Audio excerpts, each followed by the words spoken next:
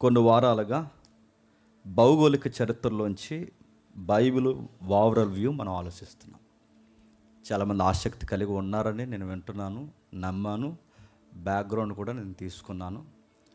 నిజంగా ఇది మీకు ఆసక్తిగా ఉందా, లేకపోతే దీన్ని స్టాప్ చేసి మనం వేరే ఒక జోన్లోకి వెళ్దాం అన్నప్పుడు చాలామంది ఆసక్తిగానే ఉంది కనుక మేము కంటిన్యూగా వస్తున్నామని తిరుగులేని ఆన్సర్ చెప్పారు. ఎందుకంటే నిజానికి ఇవి థియలాజికల్గా మాట్లాడుకోవాల్సినవి, నిజానికి ఇవి బైబిల్ కోర్సులో మాట్లాడేవి, నిజానికి ఇవి బైబిల్ ట్రైనింగ్ ఎవరైతే పొందుతారో వాళ్ళకి మరింత అత్యవసరమైన సబ్జెక్టులు ఇవి. కానీ ఇవి ఎందుకు మనం చెప్పాల్సి వస్తుందంటే, వీటిని ఎందుకు మనం ఆలోచించాలి అంటే, క్రొత్త నిబంధనలు అడుగులు వేస్తున్నాం కనుక మత్తయి సువార్త ఏంటో, మార్కు సువార్త ఏంటో, లూకా సువార్త ఏంటో, అలాగే యోహాను సువార్త ఏంటో, ఈ సువార్తల సమ్మేళనం మనకు అర్థం కావాలి అంటే, అలాగే అపోస్తుల కార్యములు, పత్రికలు, ప్రకటన గ్రంథం, వీటి యొక్క బ్యాక్గ్రౌండ్ మొత్తం మనకు తెలియాలంటే అసలు న్యూ టెస్టిమెంట్కి ఓల్డ్ టెస్టిమెంట్కి సైలెంట్ పీరియడ్ ఒకటి ఉంది. అందులో ఏం జరుగుతుందో కొన్ని సంగతులు మనకు అర్థమైతే కానీ మన క్రొత్త నిబంధనలో కొన్ని సంగతులు మింగుడు పడు. అలాంటి మింగుడు పడిన సందర్భాలు మనకు తెలియకపోతే సోషల్ మీడియాలో మేధావులు అని చెప్పుకుని కొంతమంది, ఉదాహరణకి బాబు గోకనేని లాంటి వారు, హేతువాది, నాస్తికులు, అంటే ఈయన మనకు తెలుగులో కనబడుతున్న చాలా చిన్నోడు ఈయన, వీళ్ళ మూలాలు కొన్ని ఉన్నాయి. అలాంటి వారి యొక్క అరువు తెచ్చుకున్న సబ్జెక్టులు తెలుగులో సెక్యులర్ ఛానల్లో కూర్చొని వాళ్ళు మాట్లాడుతున్నది ఏంటంటే, క్రైస్తవ్యము ఇమిటెడ్ రిలీజియన్. అంటే ఇమిటెడ్ అంటే ఏదో ఒక మతాన్ని కాపీ కొట్టింది.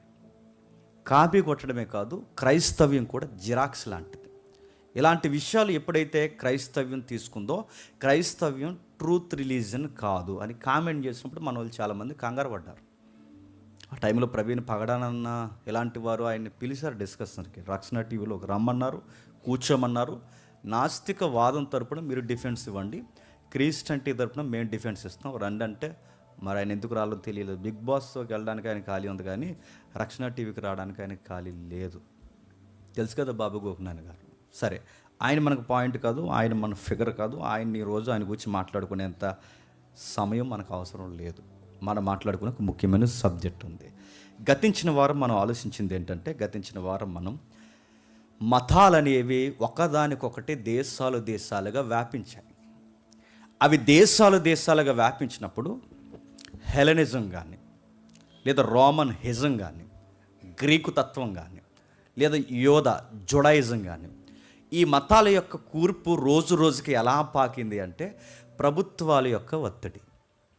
ప్రపంచాన్ని హెలెనిజం లేదా ప్రపంచాన్ని పరిపాలించిన గ్రీకు యొక్క ప్రభుత్వం ఏదైతుందో, గ్రీకు ప్రభుత్వం వాళ్ళ కేవలం పరిపాలనే కాదు, వాళ్ళ కేవలం యొక్క ప్రభుత్వం యొక్క చట్టాలే కాదు, వాళ్ళ యొక్క నమ్మకాలు కూడా ప్రపంచం నెత్తి మీద రుద్దారు. వాళ్ళు రుద్దినప్పుడు ఏమైందంటే, గ్రీకులంటేనే దేవుళ్ళకి దేవతలకి పెట్టింది పేరు. వాళ్ళు దేవుళ్ళకి దేవతలకి పెట్టింది పేరు కనుకే వాళ్ళ యొక్క పరిపాలన మన ఇండియా అంటే సింధు హరప్పా నాగరికత వరకు, ఈ బోర్డర్ వరకు వ్యాపించినప్పుడు వాళ్ళు వచ్చింది పరిపాలనతోని చట్టాలతోనే రాలేదు. వాళ్ళు వచ్చింది వాళ్ళ మతాలతోనే నమ్మకాలతో కూడా వచ్చారు. వాళ్ళ మతాలు నమ్మకాలతో వచ్చినప్పుడు అలెగ్జాండర్ లాంటి వ్యక్తులు, లేదా గ్రేట్ ఫైటర్ అలాంటి ఆయన ఏం చేశాడో మనకు తెలుసు. వాళ్ళ యొక్క భావజాలాన్ని, అంటే వాళ్ళ మేధాశక్తిని, వాళ్ళ మతాలని, వాళ్ళ దేవుళ్ళని ప్రపంచం మీద రుద్దాడు. ఆ రుద్దినప్పుడు ఏమైందంటే, ఆ ప్రపంచం మీద రుద్దినప్పుడు ఆ మతాల యొక్క ప్రభావం ప్రపంచం మీద పడినప్పుడు ప్రజలు కూడా వాటిని నమ్మారు కనుకే మన ఈస్ట్ అంటే మెడిటేరియన్ సీ, మధ్యధరా సముద్రం ఏదైతే ఉందో, మధ్యధరా సముద్రం నుంచి ఈస్ట్ కంట్రీస్ అన్నీ ఈ పరిపాలన కింద ఉన్నాయి కనుకే వీటి నమ్మకాలు, ఆచారాలు, మతాలు, వ్యక్తిగతమైన మతాలు, నమ్మకాలు కూడా ఎగ్జాక్ట్గా ఒకలాగే ఉంటాయి. మనం మాట్లాడుకుంటున్న హిస్టరీ, ఇప్పుడు మనం మాట్లాడుకున్న కొన్ని వారాల నుంచి మనం మాట్లాడుకుంటున్న హిస్టరీ వెస్టర్న్ కంట్రీస్కి వింతగా ఉంటుంది. కానీ మనం మాట్లాడుకుంటున్న హిస్టరీ వెస్టర్న్ కంట్రీస్కి వింతగా ఉండొచ్చేమో, కానీ ఈస్ట్ కంట్రీస్కి వింతగా ఉండదు. ఎందుకంటే ఇవన్నీ ఒకే ప్రాక్టీస్లో ఉన్నాయి కనుక. చనిపోయినప్పుడు 9వ రోజు జ్ఞాపకార్థకుడికి పెట్టడం కానీ, 3వ రోజు జ్ఞాపకార్థకుడికి పెట్టడం కానీ, చనిపోయినోడు ఇంటికి వెళ్ళి వాదార్పు యాత్రలను చేయడం కానీ, చనిపోయినోడికి భోజనం పెట్టి వాడి కాకి రూపంలోనో, పెట్ట రూపంలోనో, కన్నంలో నుంచి ఏదోలాగా దేవుడో దేవతో దయ్యమో ఏదో ఒకటి అయ్యి ఆడు వచ్చి తింటాడని ఈ నమ్మకాలన్నీ గ్రీకులు. అందుకే చూడండి, ఆ గ్రీకుల నమ్మకాలు మనం కూడా పాటిస్తున్నాం. ఇవి మనవే కాదు, గ్రీకులు. ఇవి గ్రీకులే కాదు, మనవే అయిపోయినాయి. అంటే ఇవన్నీ రకరకాల దేవుళ్ళు దేవతలు, అంటే ఒక్కొక్క ఏరియాలో ఒక్కొక్క పేరుతో పిలువబడిన, ఇక్కడేమో దేవుడు ఒకలా పిలువబడ్డాడు, అక్కడేమో ఆ దేవుడు ఒకలా పిలువబడ్డాడు. అంటే గ్రీకులో ఒకలాగా, ఈజిప్ట్లో ఒకలాగా, రోమన్స్ దగ్గర ఒకలాగా. అంటే దేవుడు ఒక్కడే, కానీ పిలిచే పేర్లు మాత్రం చెప్పండి రకరకాలుగా మారిపోయి. ఆ దేవుడు అంటే ఈ బైబిల్ దేవుడు కాదు. ఏ దేవుడు? గ్రీకులు పరిచయం చేసిన దేవుడు లేదా దేవుళ్ళు. ఆ దేవుళ్ళు పేర్లు మారినాయి కానీ దేవుళ్ళు వారే. అంటే ఇన్ని రకాల దేవుళ్ళు, ఇన్ని రకాల విలవేలుపులు, ఇన్ని రకాల కులదైవాలు. అసలు ఇదంతా దీనికి మూలం గ్రీకేనా, ఇంకా ఏమన్నా ఉందా అంటే వీటన్నిటికీ మూలం నోవహు యొక్క కొడుకులు. నా మాటలు మీకు అర్థమవుతున్నాయి అనుకుంటున్నాను. 8:30 దాటింది మనకి. కొంచెం స్పీడ్గా వెళ్తాం, కొంచెం జాగ్రత్తగా వినండి. అంటే ఇప్పుడు గ్రీకులు పూజిస్తున్నదైనా, రోమన్స్ పూజిస్తున్నదైనా, ఇంక్లూడింగ్ ఇండియా పూజిస్తున్నదైనా, అంటే ఎనీ రిలీజియన్లో ఉన్న ఎనీ గాడ్, మీరు ఏదైనా తీసుకోండి, ఏ దేవుడైనా తీసుకోండి, ఏ దేవుడైనా ఎక్కడి నుంచి పుట్టుకొచ్చాడు? మనుషుల మెదడులో నుంచి, వారి యొక్క ఆలోచన నుంచి పుట్టుకొచ్చాడు. వారి ఆలోచనకు రూపాన్ని ఇస్తే ఆ రూపాలు దేవుళ్ళయ్యా. ఆ దేవుళ్ళలోనికి పవర్ని ఆహ్వానించడానికి ప్రాక్టీసులు మొదలుపెట్టారు. అంటే పూజలు, పునస్కారాలు, యజ్ఞయాగాలు, తతంగాలు, ఇక రకరకాలు, రక్తము, ప్రోక్షణ, ఇవన్నీ. అంటే ఇవన్నిటికీ ప్రాక్టీస్. అంటే ఈ ప్రాక్టీస్ అన్నిటికీ మూలం ఎక్కడదంటే ఆ మూలం ఒకే ఒక్క దిక్కునిది, నోవహు కొడుకులు. ఎక్కడ, ఎలా, జస్ట్ టూకి లుక్ వేద్దాం. ఎందుకు లాస్ట్ వీక్ని మనం కంటిన్యూ చేస్తున్నాం, దాన్ని ఎండ్ చేసి నెక్స్ట్ పాయింట్కి మనం వెళదాం. ఎక్కడి నుంచి వచ్చిందో ఒకసారి చూద్దాం. ఆల్రెడీ మన హిస్టరీ క్లాసులు ముందు నుంచి ఫాలో అవుతున్న వారికి నేను చెబుతున్నది ఆల్రెడీ పట్టుకుంటారు. ఈరోజు కొత్తగా వింటున్న వారైతే ఒకసారి మీరు వినండి. ఏం జరుగుతుంది? ఆదికాండము 10వ అధ్యాయం. ఆదికాండము 10వ అధ్యాయం. అంటే ఇన్ని దేవుళ్ళు, ఇన్ని దేవతలు ఇలా పుట్టడానికి కారణం ఎక్కడైనా ఉందంటే ఉంది. ఆదికాండము 10వ అధ్యాయం. బైబిల్ చెప్పని విషయం అంటే ఏమి లేదు. బైబిల్ ప్రతి విషయాన్ని టచ్ చేసింది, కాకపోతే అదండి మనకు అర్థం కావట్లేదు. ఏం చెప్పింది? ఆదికాండము 10వ అధ్యాయం 6వ వచనం అనుకుంటా. నా దగ్గర రెఫరెన్స్ పోయింది. 6వ వచనం అనుకుంటా. హామ్ అని ఉందో 6వ వచనమేనా? ఓకే. హాము కుమారులు కూసు, మిస్రయీము, పూతు, కనాను అనువారు.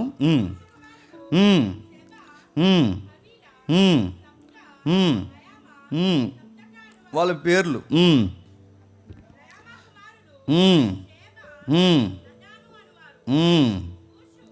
పైన ఏదో రాశాడు చూడండి. కూసు కుమారులు శాబా, హవీలా దేశం ఉంది మ్యాప్లో తెలుసుగా. హవీలా, శాబా. కూసు ఉందిగా నడుతున్నాను. కూసు మీకు తెలుసు కదా. కూసు దేశం అంటే ఇథియోపియా. అంటే మీకు కంట్రీస్ నేమ్స్ అన్నీ ఒకప్పుడు ఎవరు? వ్యక్తుల పేర్లు. ఈ వ్యక్తులు ఎవరు? నోవహు కొడుకులు. కూసల్లా ఇథియోపియా, అంటే ఆఫ్రికా ఖండంలో ఇథియోపియా అయింది. నడుతున్నాను. ఇథియోపియా అయింది కూసు. నెక్స్ట్ హవీలా దేశం ఉంది, శాబా దేశం అంటాగా. ఆ శాబా అక్కడదే. అంటే వీళ్ళందరూ ఒకప్పుడు వ్యక్తులు. ఆ వ్యక్తులు ఆక్యుపై చేసిన ఏరియాలే కంట్రీస్ అయ్యాయి అన్నమాట. నెక్స్ట్ కిందికి ఏమొస్తుంది చూడండి. సప్తాక, ఇంకా రకరకాల పేర్లు మారే. రామా ఏదో వినబడుతుంది చూడండి అక్కడ. అదేలే మా తెలుసు. అడుగుతున్నాను. రయామ, ఆ యాన సౌండ్ తగ్గించండి. ఆ సౌండ్ సైలెంట్ అయితే నెక్స్ట్ ఏంటి చెప్పండి. అది అంటే ఈ పేర్లు, ఈ సౌండ్లు, ఇవన్నీ మీకు ఏదో కనబడుతున్నాయి చూడండి. ఈ రయామ కానీ, వీటి కుమారులు కానీ, శాబా కానీ, దాదాను కానీ, వీళ్ళందరూ నెక్స్ట్ అలా మాట్లాడుకుంటూ వస్తే కూసు ఎవరినకు అన్నాడంట చెప్పండి. నిమ్రోదుని కనెను. అతడు భూమి మీద పరాక్రమశాలి ఉండుట ఆరంభించను. అతడు యెహోవా ఎదుట పరాక్రమశాలి గల ఏటగాడు. ఏంటట? ఎంతమంది అంటే దేశాలు ఫామ్ అవుతున్నాయి. బాగా వినాలి. వ్యక్తులు ఫామ్ అవుతున్నారు, వ్యక్తుల వెనకాల దేశాలు ఫామ్ అవుతున్నాయి. దేశాలు ఇంకా ఫామ్ అవుతున్నాయి అనుకునే సమయానికి వీళ్ళంతా ఒకే ఫ్యామిలీగా ఉన్నారంటే ఉమ్మడి కుటుంబంగా ఉన్నారు. ఎంతమంది వ్యక్తులు ఉమ్మడి కుటుంబంగా ఉన్నారు. ఈ ఉమ్మడి కుటుంబంలో కుదురులేనుడు పుట్టాడు. ఆడు కుదురులేనుడు కదా, ఆడు గొడవ మనిషి. మన ట్రెండ్లో మాట్లాడు, ఆడు గొడవ మనిషి కాదు. వాడు ఎక్కడుంటే అక్కడ వాడి కింద నలుగురిని పెట్టుకుంటాడు. వాడి పరిపాలన వ్యవస్థ ఎక్కువ. వాడి నాయకుడు అనే కన్నా నియంత అనే పదం వాడికి రైట్ వర్డ్ అనమాట. అంటే ఒక నియంత. ఫ్యామిలీలో వచ్చిన వాడు ఏం చేశాడంటే వాడు చాలా బలవంతుడు, మంచి షూటర్, ఫైటర్. ఇంకా మాట్లాడంటే వాడికి అదో రకమైన నాయకత్వం, విలనిజం ఉంది వాడికి. వాడు ఏం చేశాడంటే ఆ రోజుల్లో సామెత ఉందట, యెహోవా ఎదుట వీడు పరాక్రమశాల వేటగాడు. అంటే దేవుడు ఏమన్నా ఎవరికైనా అవార్డ్స్ ఇస్తే, ఏటగాడు ఎవరైనా ఎవరికైనా అవార్డ్స్ ఇస్తే ఒకే ఒక్క అవార్డు ఎవరికి వస్తుందట? అది సామెత. అంటే నిమ్రోదు యెహోవా ఎదుట పరాక్రమశాల గల వేటగాడు, యెహోవా ఎదుట పరాక్రమ గల వేటగాడ వలె నిమ్రోదు వలని లోకోక్తి అంటే ఒక సామెత ఉంది. ఎవరినైనా ఫైటర్, ఎవరినైనా వారియర్, ఎవరినైనా నియంత, ఎవరినైనా ఈడు బలవంతుడు పెహల్వాన్ అనాలంటే ఎవరితో పోలుస్తారట? అరే నిమ్రోదు లాంటివాడు రెడ్డు అంటాడట. అంటే మనం డబ్ల్యూడబ్ల్యూలో ఫైట్ చూస్తే జాన్ సీనా అని ఎలా అనుకుంటే ఇంకా నాకు ఫైట్ గుర్తురావట్లేదు. జాన్ సీనా ఇంకా ఎవరి పేరు చెప్పండి, ఇంకా ఎన్ని వదిలేండి, నాకు వినబడి చెప్పండి. అంటాడు ఎవడో అన్నగా రాక్ అని, జాన్ సీనా అని, ఇంకా 2-3 పేర్లు ఉన్నాయి. మన కాళీ ఎవరైతే ఉన్నారో ఢిల్లీ కాళీ, ముంబై కాళీ, ఇలా ఎలా అయితే మనం పోలుస్తాం ఆ రోజుల్లో జాన్ సీనా లేడు చెప్పండి, ఇంకా ఎవడు లేడు, ఆ బటిస్టా ఎవడో లేడు ఆ రోజుల్లో, ఒక్కడు ఎవరు చెప్పండి, పరాక్రమశాల ఆటగాడు ఎవరు చెప్పండి. నిమ్రోద్ అంటే హైటు వెయిట్ ఫైటు ఒక్కటే కాదు, ఆయన పరిపాలన వ్యవస్థ గొప్ప సామెత వచ్చిందంట. నిమ్రోద్ లాగా ఉండాలన్న ఒక ప్రాక్టీసులు ఫాలోయింగ్ స్టార్ట్ అయ్యాట. అలాంటి టైంలో అతడు వయసు వచ్చింది, జ్ఞానం వచ్చింది, అతను పెరిగాడు. పెరిగిన తర్వాత సేనారు దేశంలోని ఒక బాబేలు అనే ఒక ప్రాంతాన్ని ప్రారంభించాడు. సేనారు దేశాన్నే బాగా వినండి, సేనార్ అనే ప్రాంతాన్నే మనం మాట్లాడుకుంటే మొట్టమొదటి మెసొపొతేమియాలో చూసారు ఆ లాంగ్వేజ్ మాట్లాడారు. సేనార్కి దగ్గర సౌండ్ ఏంటి నేను చెప్తాను, ఎక్కువ మర్చిపోయాను.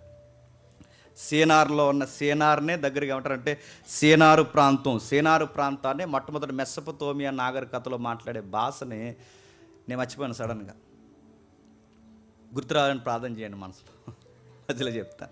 ఈ సేనారు ప్రాంతం ఏదైతే ఉందో ఈ సేనారు ప్రాంతాన్ని బేస్ చేసుకుని దాన్నే బేస్మెంట్, ఆ సేనారు ప్రాంతమే బేస్మెంట్ అయిందనమాట. దాన్ని ఆ సేనార్నే మెసొపొతేమియా సేనారు ప్రాంతం. ఈ సౌండ్స్ అన్ని దగ్గర ఉంటాయి మీరు చూడండి. ఈ సేనార్ ప్రాంతం, మెసొపొతేమియా ప్రాంతం ఇవన్నీ దగ్గర ప్రాంతాలు. అక్కడ ఏరియా అంటే ఒక స్నోప్ గ్రౌండ్, అంటే ఆ ఏరియాలు ఎలా ఉంటాయి స్నోప్ గ్రౌండ్. ఈ స్నోప్ గ్రౌండ్స్ కానీ లేదంటే యాటవాలు ప్రాంతమే కాకుండా సదునైన నేలన్నింటినీ తీసుకొని కొన్ని ఫామ్ చేశారంటే అక్కడ దేశంలోని బాబేలు, ఎరికే, అక్కాదు, కల్నే అనే పట్టణములను అతడు రాజ్యానికి మొదలంటే మొట్టమొదటిసారి టౌన్స్ కట్టడమే కదా, టౌన్లకి నేమ్స్ పెట్టింది ఈయనేనంట. అంటే ఇక్కడ టౌన్ ఉండాలి, ఇక్కడ పొలం ఉండాలి, ఇక్కడ పబ్లిక్ ఫామ్ అవ్వాలి, ఇలాంటిదంతా స్టార్ట్ చేసింది ఈయనేనట. ఆ తర్వాత అతను చెప్తున్నాడు చూడండి, ఆ దేశంలో ఉంటే అస్సూరు బయలుదేరింది. అంటే అస్సూరు సామ్రాజ్యానికి తల్లి ఎవరు? వీడే. ఎవరు? నిమ్రోదే. అస్సూరు సామ్రాజ్యానికి మూలమితనే. యోనా గారి పారిపోయిన నినేవే పట్టణం రాజధాని చూస్తారు, అస్సూరు రాజధాని.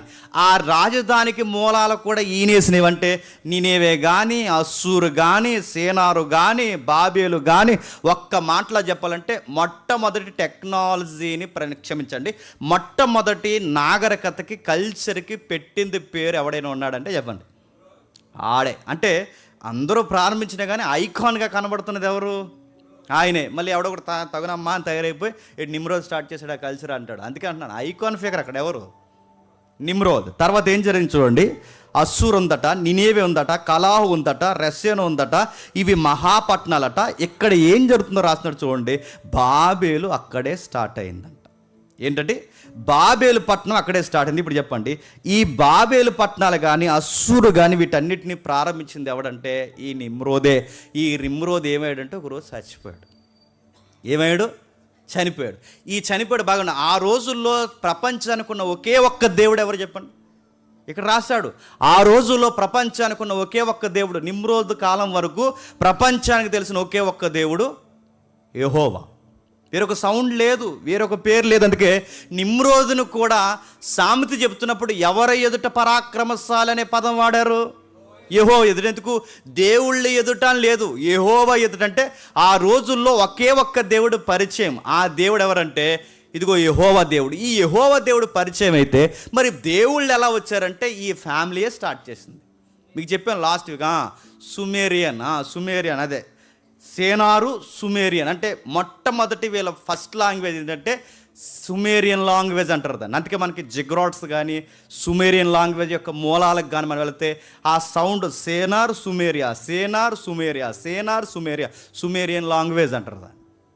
అందుకే చూడండి, ఈ ఏరియాలో ఒకే ఒక్క భాష ఉందట, ఒకే ఒక్క దేవుడు పిలువబడుతుందట. ఆ ఒక్క దేవుడు ఎందుకు పిలువబడుతున్నాడంటే, నావోహు దేవుడే, నావోహు కొడుకులు దేవుడు. నావోహు ఏ దేవుడు నమ్మాడో నావోహు కొడుకులు అదే నమ్మారు. ఇప్పుడు నావోహు కొడుకులు ఈ ఉమ్మడి కుటుంబంలో ఈ నిమ్రోద్ అన్నవాడు పుట్టాడు. ఈడి ఒక రోజు నియంత పరిపాలన జరిగిస్తే ఆ పరిపాలించిన వాళ్ళు ఈడు ఒక రోజు చచ్చిపోయాడు. చచ్చిపోయిన తర్వాత ఈడు అప్పటికి ఒక ఆవిడని పెళ్లి చేసుకున్నాడు. ఆవిడ పేరు సెమీరా. నేను లాస్ట్ డిసెంబర్ చెప్పాను, ఎంతమందికి గుర్తుందో. ఇదంతా చెప్పడానికి టైం ఉండదు కానీ జస్ట్ అవుట్లైన్స్ బ్రీఫ్. అయితే సెమీరామిస్ అంటారు ఆవిడ. అంటే నిమ్రోదు భార్య హిస్టరీలో ఎవరంటే సెమీరామిస్. మనకు నిమ్రోద్ కోసం రాశాడు కానీ బైబిల్లో సెమీరా కోసం రాలేదు. ఎందుకంటే ఆవిడ కొంపట బ్యాచ్ అని. ఈవిడ గురించి ప్రకటన గ్రంథంలో ఎత్తాడులేండి, తర్వాత మాట్లాడుకుందాం. అయితే ఈ సెమీరామిస్ ఎవరైతే ఉన్నారో, ఈ సెమీరామిస్ ఈయన చనిపోయిన తర్వాత చాలా దిగులు చెందింది. ఈ దిగులు చెందుతున్న టైంలో ఈవిడ ప్రెగ్నెంట్ అయింది. అదే మరి ఆయన లేకుండా ఈవిడ ఎలాగా అంటే అది అలాగే అంతే. ఇంకా ఆవిడ లేకుండా ఎలా అయిందంటే అయ్యింది. అయిన తర్వాత మరి లోకం అంతా మాట్లాడుకుంటుందిగా. మాట్లాడుకున్నప్పుడు ఎలాగైపోయిందంటే, ఆ మాట్లాడుకున్నప్పుడు వచ్చిన భాష ఏంటంటే, ఆ టైంలో నిమ్రోదు మళ్ళీ వస్తున్నాడు అందే. నా మాటలు అర్థమవుతలేదు. అంటే ఈ ప్రెగ్నెంట్ మీరు ఏదో అనుకోకండి, ఇప్పుడు నేను వర్జిన్ గర్ల్ లాంటి దాన్ని, అంటే నేను ఇంకా కన్యనే. మా ఆయన వెళ్ళిపోయిన తర్వాత ఇప్పుడు నేను ఏం చేస్తున్నానంటే, నేను ఒక గర్భాన్ని ఒక శిశువును మోస్తున్నాను. ఆ శిశువు ఎవరో కాదు, దేవుడు. అంటే నిమ్రోదు చనిపోయిన తర్వాత దేవుడు అయిపోయాడు. దేవుడు అయిపోయిన వాడు మళ్ళీ ఈ లోకంలోకి రావాలనుకుంటున్నాడు. రావాలనుకున్నవాడు ఎలా వస్తున్నాడు అంటే, చెప్పండి, నా గర్భంలోంచి వస్తున్నాడు. అందుకే ఇప్పుడు నేను 3వ నెల, నాకు కంగ్రాచులేషన్ చెప్పండి అందంట. ఆ రోజు అందరూ కంగ్రాచులేషన్ చెప్పారు. ఆ కంగ్రాచులేషన్ చెప్తే మరి డెలివరీ జరుగుద్దుగా. 9 months తర్వాత డెలివరీ జరిగింది. ఆ డెలివరీ జరిగినోడికి పెట్టిన పేరు ఏంటంటే తమ్మూజ్. ఏదో 2-3 గొంతులు వినబడుతున్నాయి. మళ్ళీ డిసెంబర్ వస్తే కానీ మీకు అర్థమవుతుంది అనుకుంటా. సరే, తమ్మూజ్ అంటే ఇప్పుడు డెలివరీ అయితే ఆడికి పెట్టిన పేరు అంటే తమ్మూజ్. ఇదే పేరు నెహెస్కేల్లో వాడాడు, మీకు తెలుసుగా. తమ్ముడు డిస్ప్లే చేస్తాను, మీరు వినండి. అయితే ఈ తమ్మూజ్ పుట్టాడు. ఈ తమ్మూజ్ పుట్టిన తర్వాత ఈడు కుదరలేడు. ఎందుకంటే మరి విత్తనం చెట్టు ఎలాంటిదో చెప్పండి, విత్తనం అలాంటిది. అందుకే ఆ చెట్టుకు తగ్గ విత్తనం కనుక ఈడు కుదురు లేకుండా, నేను కూడా పెద్ద పరాక్రమశాలి అంటే, అటు పరాక్రమశాల వేటగాడు ఎవరు, వాళ్ళ నాన్న పరాక్రమశాల వేటగాడు కనుక నేను పెద్ద వేటగాడిని. మా నాన్న రికార్డ్స్ ఎలాగైనా బదలగొట్టాలనుకున్నాడు, ఎటున్నా తెలియదు కానీ వీడు కూడా ఏటకెళ్ళాడు. ఎవరు, తమ్మూజ్. ఎప్పుడైతే వీడు ఏటకెళ్ళాడు, ఏటకెళ్ళినప్పుడు ఏమైందంటే, ఆ ఏటలో మరి మృంగుద్దేశందో బాణం తిరగేసేసుకున్నాడో మొత్తం మీద తెలియదు కానీ మొత్తం మీద ఏటకెళ్ళి చచ్చిపోయాడు. ఎవరు, నీవు ఇదంతా హిస్టరీ, దీన్ని ఎవడు కాదని వాళ్ళు చెప్తున్నాను. ఈ ఎప్పుడైతే ఈ తమ్మూజ్ వెళ్ళి అక్కడ చనిపోయాడో, చనిపోయిన తర్వాత భర్త చనిపోయి, కొడుకు చనిపోయి, చివరికి ఏమైపోద్ది అనుకున్నప్పుడు ఆ చనిపోయిన తమ్మూజు మళ్ళీ 3వ రోజు తిరిగి చెప్పండి లేస్తాడు. ఆ లేచేటప్పుడు బాగా వినండి, సరిగ్గా టయాన్ని ఏమంటారు, బస్వ బుధవారం అంటారు. మీకు ఎక్కడో ఏదో సింక్ అవుతుంది. ఆ బస్వ బుధవారం సరిగ్గా ఏ టైంలో వస్తుందంటే మీరు గుర్తుపెట్టుకోండి, సరిగ్గా వసంతకాలంలో వస్తుంది. అంటే ఎలా తిరిగి లేస్తాడంటే సరిగ్గా నేచర్లోంచి వస్తాడు. నేచర్ అంటే ప్రకృతిలోంచి వస్తాడు. ఎలా వస్తాడు, ఆ టైంలోనే చెట్లు వికసిస్తే, ఆ టైంలోనే కొత్త ఆకులు వస్తాయి, ఆ టైంలోనే కొత్త కోకిళ్ళు. ఇవన్నీ అంటే ప్రకృతి మళ్ళీ కొత్తగా ఏదో తొడుక్కున్నట్టు ఉంటుంది మనకు వసంతకాలం. అలా తొడుక్కునే వైనాన్నే నిమ్రోద్. అంటే నిమ్రోదు తమ్మూజ్ అయితే, తమ్మూజు మళ్ళీ ఈ భూమి మీద ఏటలో చనిపోతే, చనిపోయినాడు మళ్ళీ చెప్పండి తిరిగి లేచాడు. ఇలా తల్లి, తండ్రి, కొడుకులతో విగ్రహారాధన అధికారికంగా స్టార్ట్ అయింది. అలా వచ్చింది ప్రపంచంలోనికి విగ్రహారాధన. నా మాటలు అర్థమవుతుంది. అంటే యెహోవా అనే దేవుడి దగ్గర నుంచి ప్రపంచానికి విగ్రహారాధన అలా స్టార్ట్ అయింది. అలా వచ్చిన తల్లి, కొడుకు, తండ్రుల ఆరాధనలో రకరకాల ప్రాంతాల పాలై ప్రపంచాన్ని పరిపాలించిన మొట్టమొదటి బలమైన సామ్రాజ్యం బబులోను గనక, బబులోను యొక్క పరిపాలనలో మతం కూడా వ్యాపించింది. ఆ మతం వ్యాపించిన వెనకాల మాదీయ పారసికులు వెనకాల గ్రీకుల వెనకాల రోమన్స్ దగ్గర నుంచి క్రొత్త నిబంధన పరిపాలన వరకు, ఈ రోజు వరకు ఈ మతాలు బబులోను దగ్గర నుంచి వ్యాపించేశాయి. ఎప్పుడైతే వ్యాపించేశాయో, ఇవి వ్యాపించిన తర్వాత నమ్మకాలు మూలక పాకాయి. ఆ ఏరియాలో అక్కడక్కడ ఒక్కొక్కలాగా పిలువబడ్డాయి. ఇవి చదివేసి బాగా వినాలి. ఇవి చదివేసి అంటే తండ్రి, తల్లి, కొడుకు, ఈ 3 దీన్ని ఏమంటారంటే త్రిమూర్తులను కూడా అంటారు. గుర్తుపెట్టుకోండి, త్రిమూర్తుల ఆరాధన. అంటే దీని నుంచి సాతాను కూడా ఎలా ఉంటాడంటే, దేవుడు ఆల్రెడీ బాగుండే త్రిత్వం, దేవుడు తండ్రి, కుమారుడు, పరిశుద్ధాత్ముడు. ఈ తెంగర బ్యాచ్ కొంతమందికి తెలియక ఏం చేస్తారంటే, ఆయన ఈయన, ఈయన ఆయన, ఆయన ఈయన అని అంటున్నామని బాగా వినాలి. వీళ్ళకి ఏమంటున్నారు కూడా తెలియదండి.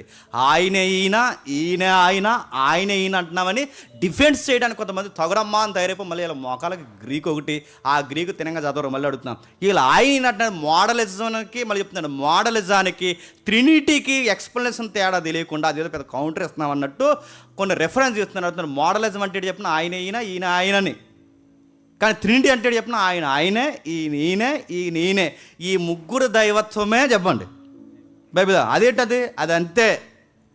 అది ఎలా మాకు అర్థం కావట్లేదు. ఏదైనా ఎగ్జాంపుల్ చెప్పంటే ఎగ్జాంపుల్ చెప్తే అర్థం కాదు. దేవుడు ఇద్దని చెప్పడానికి యూనివర్స్లో ఏమన్నా పోలుకుందా? లేదు. ఆయన పోల్చడానికి పోలికే ఉంది. అయితే నాకు అర్థం కావడానికి ఇది రైట్ ఎగ్జాంపుల్ కాదు, కానీ అర్థం కావడానికి ఒక ఎగ్జాంపుల్ అయితే చెప్తాను. సందర్భం వచ్చింది నాకు అర్థం కావడానికి. ఇప్పుడు ఒక రూమ్ ఉందండి.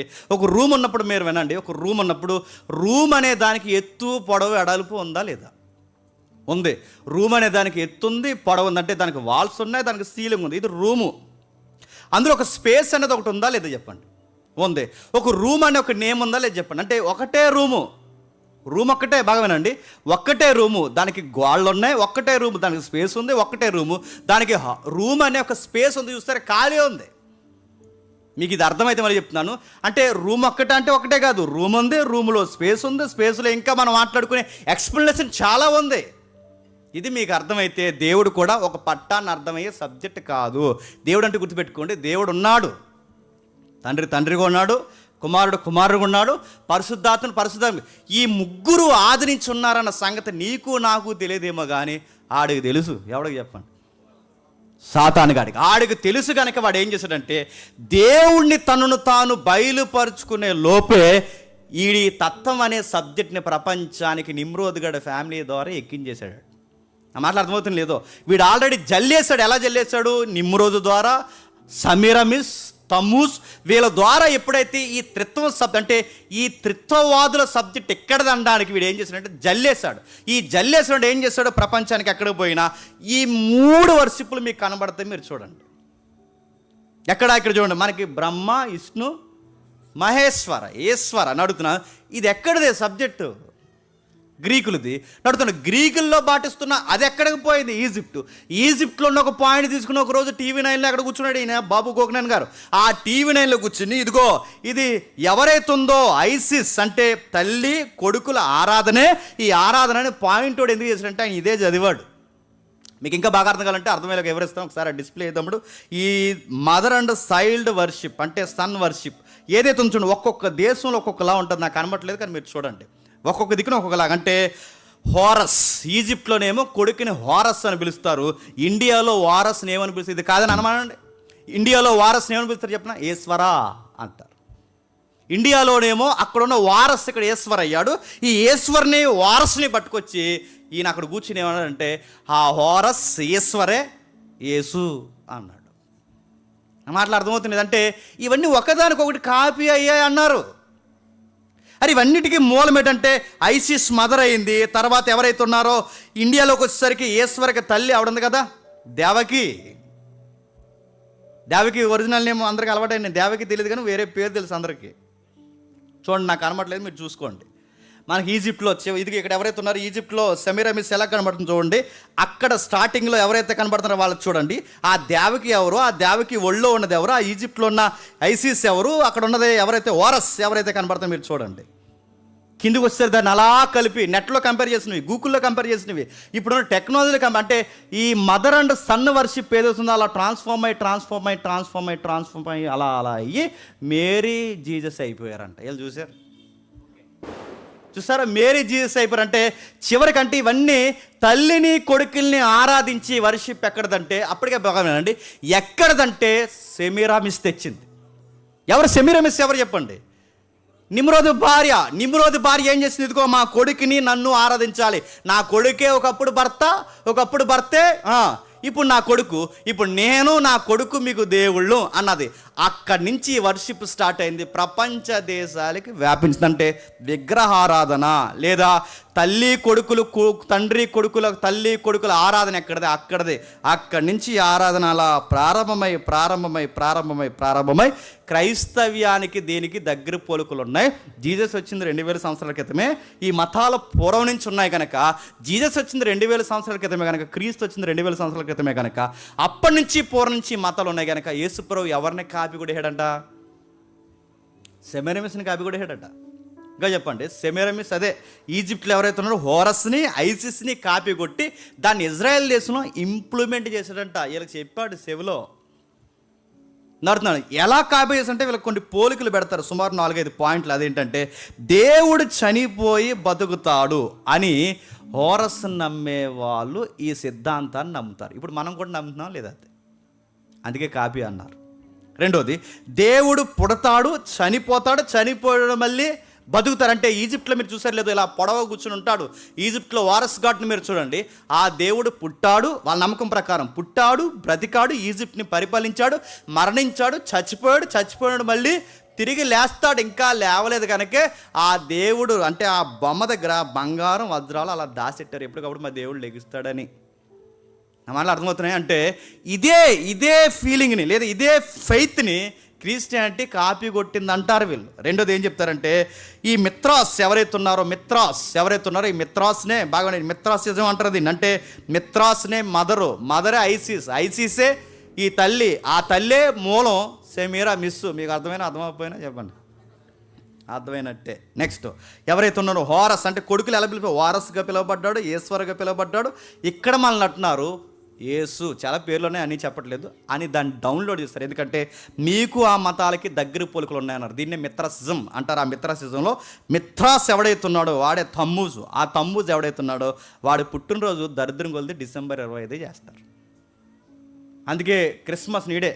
ఆ క్రిస్మస్ని ఇంకా చూసారా, చేతిలో ఏట, రెక్కలు, ఇవన్నీ ఈజిప్ట్లో వాళ్ళు వేసుకున్న బొమ్మలు. అయితే ఏవైతే ఉందో మీరు చూడండి, ఈ మిత్రాస్ పుట్టింది కూడా డిసెంబర్ 25 కనుక సేమ్ మనం డిసెంబర్ 25 మనం జీసస్ పుట్టాడని మనం పండగ చేస్తున్నాం కనుక మనం ఎక్కడి నుంచి ఇమిటేట్ చేసామంటున్నారు? మిత్రాస్ మతాన్నే. నెక్స్ట్ ఇంకేం చేస్తారంటే వీళ్ళు ఏం చేస్తారంటే ఎద్దుల్ని రక్తం చేత అంటే ఎద్దుల రక్తాన్ని ప్రోక్షించి ఆ రక్తంలో చేతులు ముంచి ఆ తర్వాత అది మీద జల్లుకుంటే ఆ రక్తంలో బాప్టిజం పొందామని నమ్ముతారు. ఇది మనకు దగ్గర ఉంది కనుక మీరు అక్కడోలే అంటారు మనల్ని. ఎవరిని? మనం కూడా ఇప్పుడు అయిపోయిన తర్వాత చేస్తాంగా. అంటే మన ప్రాక్టీస్లన్నీ అక్కడే అంటారు. ఇంకేమంటారంటే దేవుని పేరు మీద అందరూ కలిసి 1 plate మీల్స్ అని ఉంటుందట. అంటే కలిసి ఒకే ఒక్క పాత్రలో తింటారనమాట. దాన్ని మనం ఒకే పాత్ర చెప్పండి, ఒకే రొట్టె. అంటే ఇవన్నీ అక్కడవని ఎందుకు అంటున్నారంటే ఈ పోలికలు దగ్గరగా ఉన్నాయి కనుక. ఈ మతాల పాటించాలన్నీ ఇవన్నీ చేస్తారు ఖచ్చితంగా. దేవుడు పుట్టాడు, మరణించాడు, తిరిగి లేచాడు. తర్వాత ఏంటి, వీళ్ళ యొక్క పుట్టినరోజు, వీళ్ళ దేవుడు పుట్టినరోజు 25 రోజు వచ్చింది. ఇంకేంటి, వీళ్ళ రక్తం చేత బాప్టిజాలు పొందుతారు. ఇంకేం చేస్తారు, ఒకే దేవుడి పేరు మీద వీళ్ళు కలిసి భోజనం చేస్తారు. ఇంకేం చేస్తారంటే ఆ దేవుడు వీరిని ఒక రోజు వస్తాడు. అంటే ఒక రోజు వచ్చి పూర్తిగా వీళ్ళని చెడు నుండి చెప్పండి విమోచిస్తాడు. ఇవన్నీ మన క్రిస్టియానిటీకి దగ్గరకు ఉందా? అందుకే మన క్రైస్తవ్యం జీసస్ అంటే ఎవరిని కాపీ కొట్టాడంట? అంతా బాగానే కవర్ చేశారు కానీ అక్కడ కవర్ అవ్వదు. బాగుండి, ఎక్కడ కవర్ అవ్వదు అంటే పేరు, పుట్టినరోజు బాగానే కవర్ చేస్తారు, రక్తాన్ని బాగానే కవర్ చేస్తారు, భోజనాన్ని బాగానే కవర్ చేశారనకన్నా కంపేర్ చేస్తారు. నెక్స్ట్ ఆయన వచ్చిన తర్వాత ఈ చెడు నుంచి ఒక నూతన యుగంలోకి మనం తీసుకెళ్తారన్న దాన్ని కూడా బాగా అన్నీ కంపేర్ చేశారు. కానీ వీళ్ళ చెప్పిన దేవుళ్ళు ఎవరినైతే ఇమిటేట్ చేసామని చెప్తున్నారో హోరస్ కానీ, ఐసిస్ కానీ, నిమ్రోద్ కానీ, సెమిరామిస్ కానీ ఎవరైతే ఉన్నారో మిత్రాస్, వీళ్ళ థియాలజీ అంతటి ప్రకారం ఈ దేవుళ్ళలో ఒక్కడైనా మరణించి తిరిగి లేచాడా? ఈ ఒక్క పాయింట్ చెప్పమంటే మారిపోదాం. ఈ ఒక్క పాయింట్ వాళ్ళు చెప్పగలరా? అడుగుతున్నాను. మిత్రాస్ లేచాడా? ఇలా బొందలేసాడు. అర్సు ఎవడైతే ఉన్నాడో ఈజిప్ట్ కాబట్టి వాళ్ళు లేచాడు, ఇంకా లేలేదు, ఇంకా వజ్రాలు పక్కనే ఉంటారు. ఎవడైనా లేచాడని అడుగుతున్నాను. లేస్తామన్నవారు మన ఇండియాలో కూడా ఉన్నారు. లేచారా? లేచాడు అనడానికి జాగ్రఫికల్ ఎవిడెన్స్, మిథాలజీ ఉంది. మళ్ళీ చెప్తాను, మిథాలజీ అంటే ఊహించిన కథ ఉంది తప్ప లేచినోడు ఒక్కడు ఉన్నాడా? కానీ ఒకే ఒక్క దేవుడు హిస్టారికల్గా పుట్టాడు, హిస్టరీలో పుట్టాడు కనుక టైం లైన్కి ఆయన్నే మధ్యలో తీసుకున్నారు. ఆయన పుట్టాడు కనుక ఆయనకి జాగ్రఫికల్ ఎవిడెన్స్ ఉంది, హిస్టరీ ఎవిడెన్స్ ఉంది. ఆయన ఏ టైంలో పుట్టాడో ఆ రాజుల చరిత్ర ఉంది. ఆ పుట్టినవాడు నిజంగా ప్రభుత్వం చేత సిలువ వేయబడ్డాడు. ఆ ప్రభుత్వాల నడుమే అపోస్తులు ప్రకటించారు. ఎందుకంటే మీరు వింటున్నవి, కంటున్నవి, చూస్తున్నవి మీవన్నీ జరుగుతున్నాయి. వాస్తవం యెరూషలేము సిటీలో నడిబొడ్డున సిలువేశాడు, దానికి మేమే సాక్షులు, ఇది కాదని మీరు అనగలరని ప్రభుత్వాలను కూడా ఎదిరించి అపోస్తులు అదే టైం లైన్లో ప్రకటించారంటే ఎంత వాస్తవం కాకపోతే ప్రకటిస్తారు చెప్పండి. నడుతున్నాను ఎప్పుడో మా తాత ఎప్పుడో చేసాడంటే నడుతున్నాను మా తాత ఎప్పుడో మీసాలకు అది రాశాడు శంపంగి నూనె అని ఇప్పుడు చెప్తానంటే నేను ఇప్పుడు చెప్తే మా తాతకి మీసాలకు శంపంగి నూనె రాశాడో నువ్వు చూడలేదు నేను చూడలేదు, కానీ మా తాత కోసం నేను గొప్పలు చెప్తున్నాను. నా తాత గొప్పోడో కాదో చెప్పాలంటే మా తాత టైంలో నేను ఉండి చెప్పినప్పుడు మా తాత గొప్పతనం చెప్తున్నప్పుడు ఎవడ మాట్లాడకుండా నిజమేరా మీ తాత గొప్పోడని కిమ్మని ఉన్నారంటే అప్పుడు నా సబ్జెక్ట్ రైట్ అని మీకు అర్థమైతే నా సబ్జెక్ట్ రైట్ అని నేను చెప్తున్నది రైట్ అని. అపోస్తులు బాగానండి 100 సంవత్సరాల తర్వాత ఏం చెప్పలేదు, 20 సంవత్సరాలు ఇంకా తిరగకుండానే 3 ఏళ్ళు 5 ఏళ్ళు ఇంకా తిరగకుండానే ప్రభుత్వం ఇంకా రన్నింగ్లో ఉండగానే రోమ ప్రభుత్వానికి వ్యతిరేకంగా వాళ్ళు చెప్పింది చెప్తున్నా, మీరు సిలువ వేసిన క్రీస్తు 3వ దినాన్న తిరిగి లేచాడు, దానికి మేమే సాక్షులు, ఇదిగో ఖాళీ సమాధాని. వాళ్ళ ప్రభుత్వానికి వ్యతిరేకంగా నిలబడ్డారు అంటే ఎంత వాస్తవం అయితే ప్రకటిస్తారు చెప్పండి. దీన్ని బట్టి మీకు ఏం అర్థమవుతుంది, క్రైస్తవ్యం ఎక్కడ ఇమిటేట్ చేయలేదు, క్రైస్తవం ఏ మతాన్ని కాపీ కొట్టలేదు. కానీ ఎందుకు ప్రపంచానికి అలా అనిపిస్తుందంటే ఆడు చేసిన చెప్పండి జిమ్మికి ఇదంతా ఎవడు చెప్పండి సాతానుగాడు. ఎందుకంటే దేవుడు ఎలా ఉన్నాడో వాడికి తెలుసు, దైవత్వం ఎలా ఉందో వాడికి తెలుసు, తండ్రి కుమార పరిశుద్ధాత్మలు ఎలా ఉన్నారో వాడికి తెలుసు. కనుకే ఆయన యొక్క ప్రణాళిక జరగముందంటే నిజం గడప దాటే లోపే చెప్పండి అబద్ధాన్ని ప్రపంచానికి వాడు నిమ్రోదు ఫ్యామిలీ ద్వారా అలవాటు చేశాడు. అక్కడ వచ్చింది ప్రాబ్లం. ఏది ఏమైనా ఎంత అబద్ధం చెప్పులేసుకుని సొక్కేసుకుని ఊరంతా తిరిగి వచ్చినా చెప్పండి నిజం వచ్చేంతవరకే దానికి ఆయుస్, అది వచ్చిన తర్వాత దానికి సమాధే. క్రైస్తవం వచ్చేంతవరకు ఇవన్నీ నడిసాయి. కానీ ఈ మతాల్లో ఉన్నవారు కూడా తర్వాత ఎందులోకి మారిపోయారు చెప్పండి క్రైస్తవం. ఎందుకంటే ఆ తర్వాత పౌలు లాంటి వారు చాలా గట్టిగా వాదించారు, అపోస్తులు చాలా గట్టిగా వాదించారు. ఆ వాదించిన వారు నిలబడ్డారు, ఆ నిలబడిన వారు గట్టి ప్రకటనే చేశారు. అలా చేస్తున్నప్పుడు అంతా బాగా ఉంది, నడుస్తుంది, క్రైస్తవం విస్తరిస్తుంది అన్నప్పుడు ఈ దేవుళ్ళ మతాల ప్రభావం ఎక్కువగా ఏ టైంలో సంఘం మీద పడిందంటే 2-3 శతాబ్దాలు ఎక్కువ పడిపోయింది. ఎందుకు 2-3 శతాబ్దాల్లో క్రైస్తవం మీద ఈ ప్రభావం ఎక్కువబడింది? అపోస్తులు ఉన్నంతకాలం బాగానండి, అపోస్తులు ఉన్నంతకాలం ఈ ఫిలాసఫీని క్షమించండి, ఈ మతాల యొక్క ప్రభావాన్ని సంఘంలోకి రావడం లేదు. కానీ అపోస్తులు వెళ్ళిపోయిన తర్వాత 2-3 శతాబ్దాల్లో సంఘంలోనికి ఈ విగ్రహ ఆరాధన కాదు, విగ్రహ ఆచార సంబంధమైనవి సంఘంలోకి వచ్చాయి. ఎందుకు వచ్చాయంటే మీకు చెప్పాను లాస్ట్ ఇయర్, ఎంతమంది గుర్తుందో ఎందుకు వచ్చాయంటే అప్పటికి 3వ శతాబ్దంలో క్లాసిక్ రిలీజన్ అయింది క్రిస్టియానిటీ. ఎందుకైందంటే ఆ టైంలో కాన్స్టాంటినోపుల్ ఎవరైతున్నాడో రాజు క్రైస్తవుడు అయ్యాడు కనుక అప్పటి వరకు దేశింపబడి తక్కువ చేయబడుతున్న క్రైస్తవ మతానికి రాయల్టీ వచ్చింది. అప్పటి వరకు చర్చిలు ఉన్నాయా? చర్చిలు అంటే సంఘం అని అనకండి, చర్చ్ అంటే చర్చికి స్థలం ఉందా? లేదు. అప్పటి వరకు ఈ గుడులు దేవతలు దేవుళ్ళు ఎక్కువైపోయినాయి. అప్పటికి బబులోన్ ఎక్కువ చేసింది, గ్రీక్ ఎక్కువ చేసింది, రోమా ప్రభుత్వం ఎక్కువ చేసింది. ఆ రోమా ప్రభుత్వంలో మహారాజుగా వచ్చిన వాడే చెప్పండి కాన్స్టాంటినోపుల్. ఎప్పుడైతే కాన్స్టెంట్ రాజు అయ్యాడో, రాజు అయిన తర్వాత ఇప్పుడు దేవుళ్ళు బాగానండి, దేవుళ్ళకి ఆరాధనలు తగ్గిపోయాయి, దేవతలకు ఆరాధనలు తగ్గిపోయాయి, అన్నీ తగ్గిపోయాయి. కనుక గుళ్ళు ఖాళీగా ఉన్నాయి. ఈ ఖాళీగా ఉన్న గుడుల్ని ఎవరికి రెంటకి ఇచ్చినట్టు ఇచ్చేసాడంటే చెప్పండి. మీరు అక్కడెక్కడ ఈళ్ళ దగ్గర మేళ్ళ మీద మిద్దుల మీద మీరు ప్రార్థనలు పెట్టుకుంటారేటయ్యా, నేను ఎలాగ కింగ్ని అయిపోయినా ఇంక క్రిస్టియానిటీకి ఏ ప్రాబ్లం లేదు, నేనున్న తర్వాత మీకు హక్కులు ప్రకటిస్తున్నాను, మీకు రాయితీలు ఇస్తున్నాను, అలాగే మీ చర్చిలు అంటే మీ సంఘం కూడుకోవడానికి మీకు స్థలాలు ఇస్తున్నానని ఆ గుడులనే చెప్పండి సంఘాలకి స్థలాలకు ఎప్పుడైతే ఇచ్చాడో ఆ గుడుల్లోకి ఎప్పుడైతే సంఘం వెళ్ళి కూర్చుందో ఆ కూర్చున్న తర్వాత అన్యులు ఎక్కువగా మారారు కనుక, అంటే ఈయన రాజు అయిన తర్వాత హక్కులు ఎక్కువ వస్తున్నాయి కనుక, బాగా విస్తరిస్తుంది కనుక అన్యులు రాను సంఘంలోకి చేరి వస్తూ వాళ్ళ అన్యులుగా క్రైస్తవులు వచ్చిన తర్వాత వస్తూ వాళ్ళ హక్కులే రాక ఆచారాలు కూడా ఎంటెట్టుకుని వచ్చారు. ఆ వచ్చిన ఆచారాల్లో భాగమేనండి అప్పటికే 25 పుట్టినరోజు బాగా చేస్తున్నారు. ఆ 25 చెప్పండి మిత్రాస్ పుట్టినరోజు బాగా అలవాటు పడిపోయి ఉన్నారు. ఇప్పుడు ఎలాగూ పండగ చేయలేదు. డిసెంబర్ 25 వచ్చేసరికి అది ఒక గిలి స్టార్ట్ అయింది. మనకు కూడా చూడండి ఎంత మారిపోయినా కానీ పొంగల్ వచ్చేసరికి ఎక్కడో తెలియని చెప్పండి రేపు పొంగలు అనుకో చెప్పండి రేపు ఉంది ఆడవాడు ఉందా ఎంత నడుతున్నాను ఎంత క్రిస్టియన్లకు వచ్చినా గిలి ఎక్కడో ఊగుతూ ఉండదా అంటే బయటికి మనం చేయం కానీ చెప్పండి అలవాటు పడిపోయిన మనసుకి ఎక్కడో ఆనందం. అదిగో టపాసులు అవన్నీ ఆడావుడి ఉండదా ఎక్కడో ఆనందం రేపు పండగ అని. కానీ అలాగే వాళ్ళు అలవాటు పడిపోయిన వాళ్ళు వచ్చిన తర్వాత వాళ్ళు ఆ పండగలు ఆశ్రయిస్తున్నారు కనుక వీళ్ళు ఏం చేస్తారంటే ఎలాగూ మనం పండగ చేస్తాం కనుక ఆ పండగ ఏదో ఇంకా ఆ దేవుడికి చేయొద్దు కానీ చెప్పండి కొన్ని లెక్కలు అటు ఇటుగా సరిపోతుంది కనుక ఈ దేవుడికి చేద్దామని చెప్పి ఆ ప్లేస్లో ఎవరిని పెట్టారంట హిస్టరీ, ఇది నా కన్ఫర్మ్ సర్టిఫికేట్ కాదు, ఆ ప్లేస్లో క్రీస్తుని బట్టి ఆ పుట్టినరోజు చేయడం స్టార్ట్ చేశారు. అలాగా డిసెంబర్ 25ని కౌంటర్ చేస్తారు. ఏదైతే అయిందో ఆ మతాలు వచ్చాయి, ఆచారాలు వచ్చాయి, అంటే విగ్రహారాధన చేయలేదేమో కానీ వాళ్ళ ఆచారాలు మాత్రం కొంచెం ట్రాన్స్ఫార్మ్ చేసి చెప్పండి మనోళ్ళు ప్రాక్టీస్లు మొదలుపెట్టారు. దాని తర్వాత నైషియా కౌన్సిల్లో డిఫెండ్ చేశారు, అవి తప్పని తేల్చారు. ఇవి చేయకూడనివి చేయాల్సినవని పెద్దలు నిర్ణయించి ఏదైతే డివినిటీ అంటే ప్రభు యొక్క దైవత్వాన్ని గురించి ఆ రోజు వాదోపవాదం జరిగినప్పుడే ఇలాంటి విషయాలు చాలా విషయాలని సవరణ చేసి సంఘం పాటించవలసినవి పాటించకూడనివి కొన్ని సరిచేశారు. మారిన వారు మారారు, మారిన వారు ఇంకా వాటిని చెప్పండి కంటిన్యూ చేస్తున్నారు. ఇది హిస్టరీ, అది దేవతల హిస్టరీ. ఆ రోజుల్లో నిమ్రోద్ ద్వారా విగ్రహారాధన వచ్చింది. గ్రీకులు బాబులోని దాన్ని బాబులోని సామ్రాజ్యం దాన్ని బలపరిచింది. గ్రీకులు మరింత ప్రపంచానికి వ్యాప్తి చేయించారు. రోమన్స్ కాలం వచ్చేసరికి అలవాటైపోయింది. 2-3 శతాబ్దాలకి క్రైస్తవ సంఘం మీద చెప్పండి ప్రభావం. ఇలా మతాల పుట్టుక జరిగింది. ఇది నెక్స్ట్ ఇంకా ఏముంది, ఆ నెక్స్ట్ మనం యూనిట్ 3 చూస్తున్నాం. నెక్స్ట్ సోషియో కల్చర్లో ఇంకా అంటే క్షమించండి రిలీజన్ కల్చర్ బ్యాక్గ్రౌండ్లో ఇంకా ఏ ప్రభావాలు పడ్డాయంటే ఫిలాసఫీ ప్రభావం ఎక్కువ పడింది.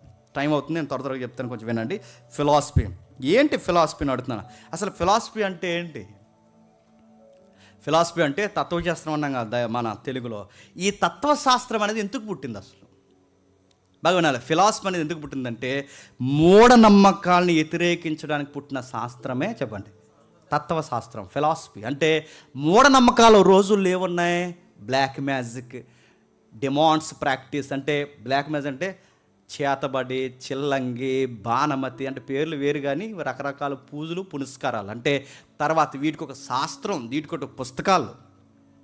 తర్వాత డిమాండ్స్ అంటే దెయ్యాలతో మాట్లాడే ప్రాక్టీస్. అందుకే చూసారా దానియేలు అద్భుతాలు చేసి క్షమించండి దానియేలు అద్భుతమైన భవిష్యత్తు కార్యాలు చెప్తుంటే ఆ రోజు పబ్లిక్లోని మాంత్రికులు అందరూ ఏమంటారంటే దేవతల్లో ఎవడో మన దగ్గరకు వస్తాడు అంటారు. ఎవరిని? దానియేలుని.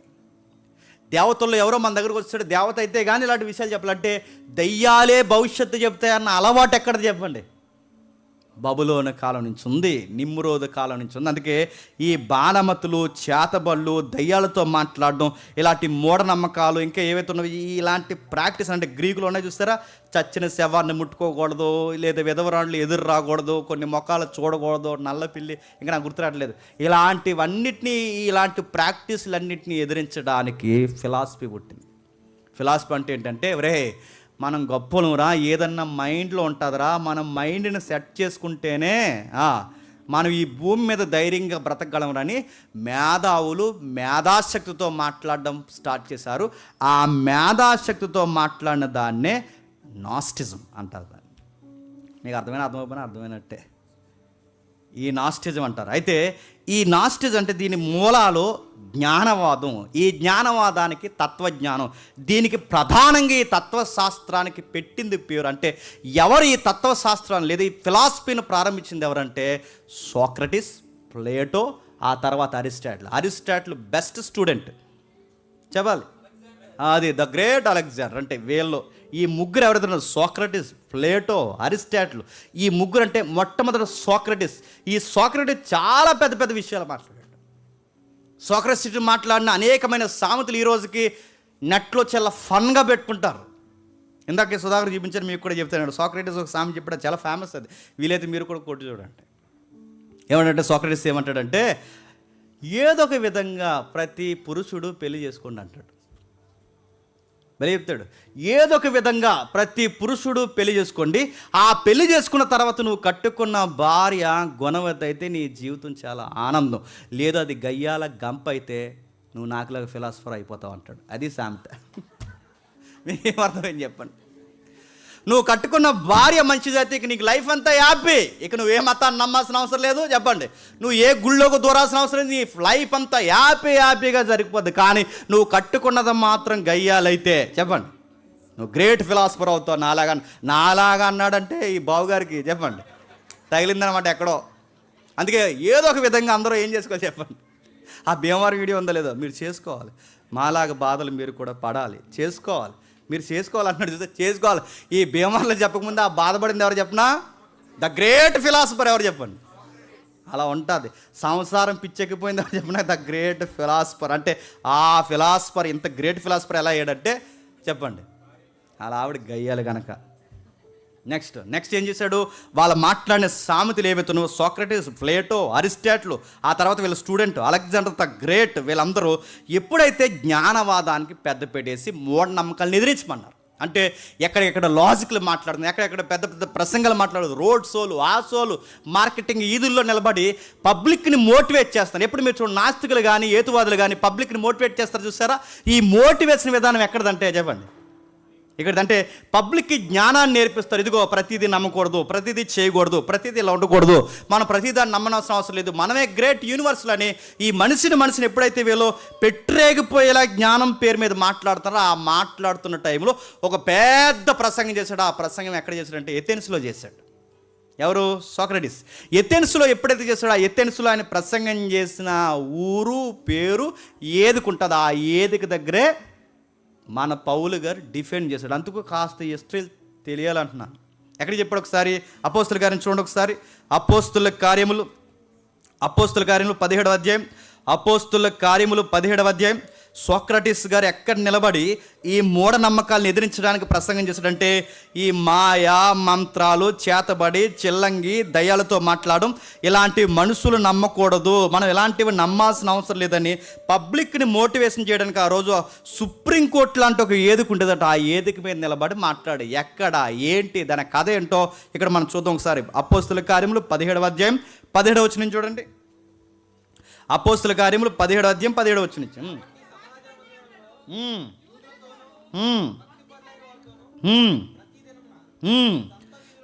పబ్లిక్ చూడండి ఏం చేస్తున్నారు అక్కడ, జ్ఞానులు ఏం చేస్తున్నారు చూడండి. సమాజ మందిరంలో యూదులతో, భక్తిపరులైన వారితో ప్రతిదినం సంత వీధుల్లో తను కలుసుకుని వారితో తర్కిస్తున్నాడు పౌలు గారు. సంత వీధుల్లో ఎవరున్నారంటే వంకాయలు, ఉల్లిపాయలు కొనుక్కునే కదా ఉంటాయి అక్కడ చెప్పండి.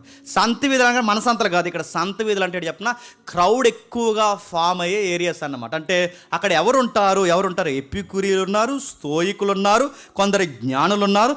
వారు ఆ మార్కెటింగ్ ఏరియాలో ఉంటారు. ఎందుకంటే అక్కడ చాలా క్లాసిక్ మార్కెటింగ్ జరుగుద్ది, వాదోపవాదం జరుగుతాయి, గేమ్స్ కోసం బెట్టింగ్ జరుగుతుంది, ఇంకా పాలిటిక్స్ మాట్లాడుకుంటారు, ఇంకా ఎక్కడికక్కడే కొనుగోలు అమ్మకాలు జరుగుతాయి. ఇలాంటి విషయాలు అక్కడ ఎవరు ఉంటారంటే ఎపిక్యూరీస్ ఉంటారు, స్తోయికులు ఉంటారు. ఈ ఎపిక్యూరీల, స్తోయికుల ఫిలాసఫీ ఎక్కడదంటే ప్లేటో, అరిస్టాటిల్, అంతకు మూలం సోక్రటీస్ ఎవరైతే ఉన్నారో వీళ్ళ ఈ జ్ఞానులకు తండ్రులు ఎవరంటే ఈ ముగ్గురే.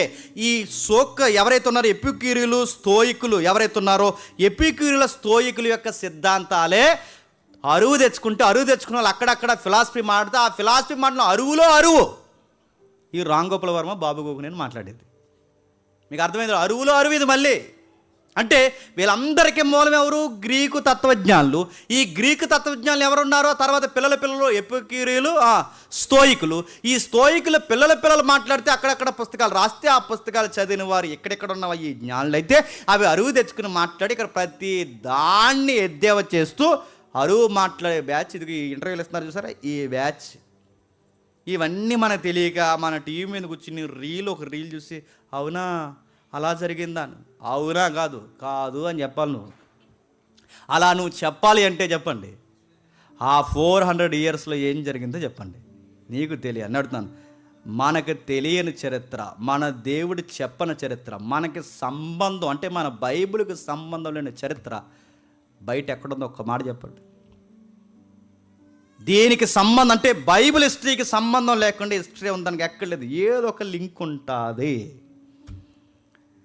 మనం చర్చి కడితే నాకు ఒక డ్రీమ్ ఉంది, ఒక పెద్ద మ్యాప్ ఉంది నా దగ్గర, తమిళ పంపించాను, ఇంకా అందరి దగ్గర లేదు. అది పెద్ద మ్యాప్ అంటే ఏ జాతి ఎక్కడి నుంచి వచ్చింది, ఇంక్లూడింగ్ ఇండియన్స్, ఎక్కడి నుంచి ఎవరు వచ్చారు, ఏ భాష ఎలా వచ్చింది, పెద్ద మ్యాప్ ఉంటుంది. మనం చర్చి కడితే కడతాం, త్వరలో దేవుడు ఒక 1 ఇంచులో అన్నాడు, మీరు ప్రార్థన చేయండి. అక్కడ ఎంత పెద్దది వేయాలండి, పెద్ద మ్యాప్ ఉంది. అది వేస్తే మీకు ఎవడైనా డౌట్ వస్తే ఇలా వచ్చి ఆ ఏలిడి జీవించాలి మీరు అక్కడ. అదిగో అక్కడి నుంచి వచ్చారు వాళ్ళని. అది కూడా ఉంది మ్యాప్. అది దాన్ని జాగ్రఫికల్గా కాదని లేరు, దాని హిస్టారికల్గా దాన్ని కాదనలేరు. ఇత్ బైబిల్ రెఫరెన్స్. మళ్ళీ చెప్తున్నాను, బైబిల్ రెఫరెన్స్తో ఎవరు ఏ ల్యాండ్ మీదకి ఎలా వచ్చారో పెద్ద మ్యాప్ ఉంటుంది. ఆ మ్యాప్లో నడుతున్నాను. దీనికి హిస్టరీ సంబంధం లేదని ప్రతి హిస్టరీకి చెప్పండి, బైబిల్ హిస్టరీకి సంబంధం ఉంటుంది. అది మన బైబిల్ నడుతున్నాను. ఇది నిజంగా తమ్మూజు నుంచో నిజంగా మిత్రాస్ నుంచి వచ్చింది అనుకోండి, మనకి ఎవిడెన్స్ ఉందా?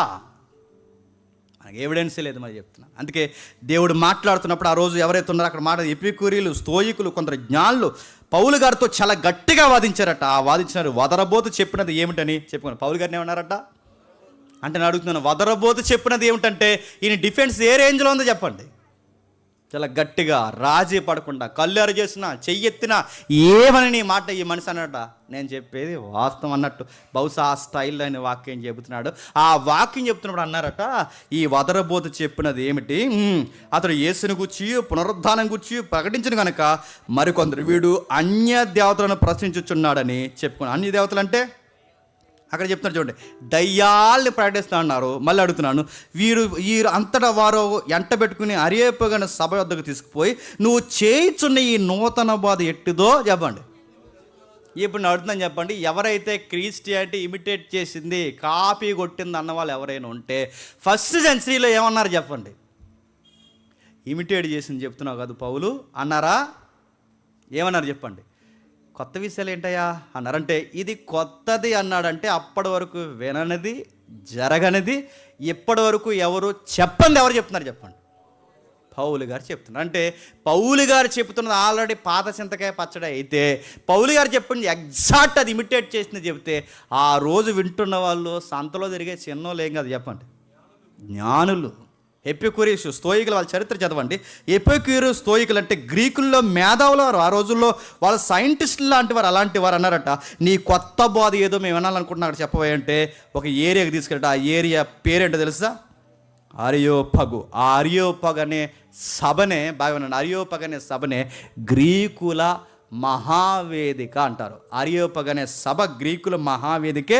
ఆ మహావేదిక మీదే పౌలు గారి ఈ ప్రసంగం చెప్పడానికి ముందు కొన్ని పదుల సంవత్సరాల ముందు అక్కడ ప్రసంగం చెప్పింది ఎవరంటే చెప్పండి,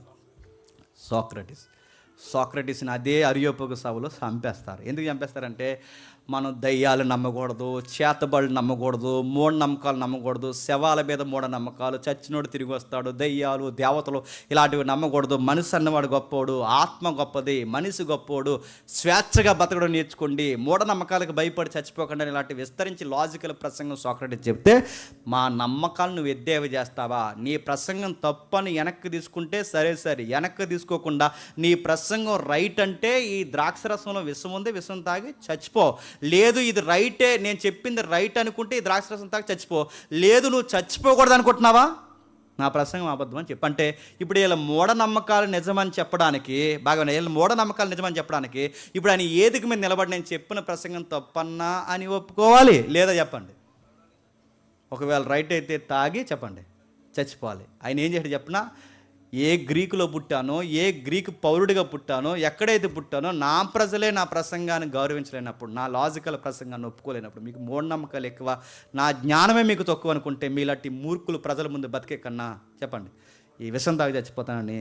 ఆ విషం తాగి అరియోపగు సభలో ద్రాక్షరసంలో పాముల తేళ్ళు విషం కల్పించారంటే ఇలా ప్రసంగం చేస్తున్నా ఒకడు ద్రాక్షరసం గ్లాస్ అట్టుకుని వస్తానన్నమాట తాగేయని.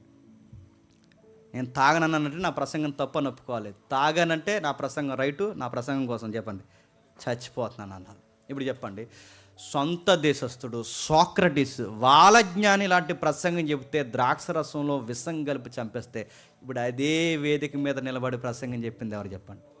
అది ఇప్పుడు పౌలు గారు ఎథెన్స్లో ప్రసంగం చెప్పి అక్కడ అనేకులను ఒప్పించడన్న గ్రావిటీ నీకు తెలియాలి అంటే ఖచ్చితంగా అడుగుతున్నాను, రిలీజన్ కల్చరల్ బ్యాక్గ్రౌండ్ నీకు తెలియాలా వద్దా? ఆయన ఎలాంటి వాదులతో, ఎలాంటి వ్యక్తులతో వాదించాడు నీకు తెలియాలంటే ఖచ్చితంగా దీని బ్యాక్గ్రౌండ్ నీకు తెలియాలొద్దా? ఎంత డిఫెన్స్ చేస్తుంటాడు ఆ రోజు. ఏమాత్రం పౌలు గారి ప్రసంగం తేడా వచ్చిన ఆయనకి ఏమి ఇస్తారు చెప్పండి? మా నమ్మకాలను ఎద్దేవా చేస్తున్నావు, మా విశ్వాసాన్ని ఎద్దేవా చేస్తున్నావు, మా దేవుళ్ళని తక్కువ చేస్తున్నావు, నీలాంటి బతకడానికి వీల్లేదు. ఇదిగో ద్రాక్షరసం తాగి చచ్చిపో అన్నారంటే నన్ను ఆ రోజు పౌలు గారు తాగి చచ్చిపోలేదా? వాళ్ళు ద్రాక్షరసం ఇవ్వలేదు, వాళ్ళ మూఢనమ్మకాలు ఒప్పుకున్నారంటే క్రీస్తు పునరుద్ధానం ఎంత నిజం కాకపోతే ఆ రోజు ముక్కు మీద వేలేసుకుంటారు చెప్పండి. సోక్రటీస్ని చంపేసిన వాళ్ళు అపోస్తలుడైన పౌలుని ఎందుకు చంపలేకపోయారు? పౌలు చెప్పింది వాస్తవం గనక. ఈ మనిషి తాగడం చెప్పండి, తాగిస్తాడు. అందుకే సైలెంట్ అయిపోయారు. ఎంతగా చెప్పాడంటే గొప్ప ప్రసంగం చెప్పండి, నేను త్వరగా చదువుతాను, మీరు చూడండి. ఎంత గొప్ప ప్రసంగం అంటే, ఏతెన్సు సువార్లారా, మీరు సమస్త విషయంలో అతి దేవత భక్తి గల వారు ఉన్నట్టు నాకు కనబడుతుంది. నేను సంచరించు మీ దేవతా ప్రతిమలను చూచున్నకు ఒక బలిపెట్టు నాకు కనబడి దాని మీద తెలియబడిన దేవుడి కన్నా ఉంది.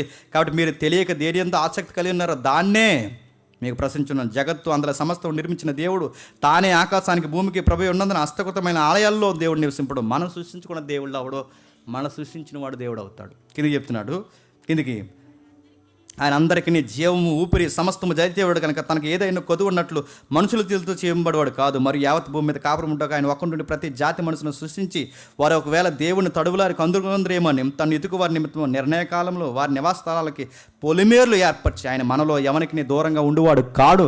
మనం ఎందు బ్రతుకుచున్నాము, చలించున్నాము, ఉనికి కలిగి ఉన్నాము. అటువలే మనం ఆయన సంతానమని మీ కవిస్వరులు కొందరు చెప్తున్నారు. కాబట్టి మనం దేవుని సంతానం ఉండి మనుషులు చమత్కార కల్పన వలన, చమత్కార కల్పన అంటే ఈ తమ్మూజు చెప్పండి, నిమ్రోదు చెప్పండి, సెమీరామిస్ కల్పించిన కల్పనలు ఏవైతున్నావో మలచబడిన బంగారంనైనా ఎండినైనా రాత్రినైనా దేవత్వం పోలేను దాన్ని తలంపకూడదు. ఎందుకంటే ఆ జ్ఞాన కాలంలో దేవుడు చూస్తున్నట్టున్నాడు. ఇప్పుడైతే దేవుడు అంతటా అందరూ మారు మనసు పొందవాలని అందరికి ఒక ఎవిడెన్స్ ఇచ్చాడు. ఆ ఎవిడెన్స్ పేరు ఏంటంటే ఒక మనుషుని నియమించాడు. ఆ మనుషుడు ద్వారా భూలోకానికి తీర్పు తీర్చబోతున్నాడు.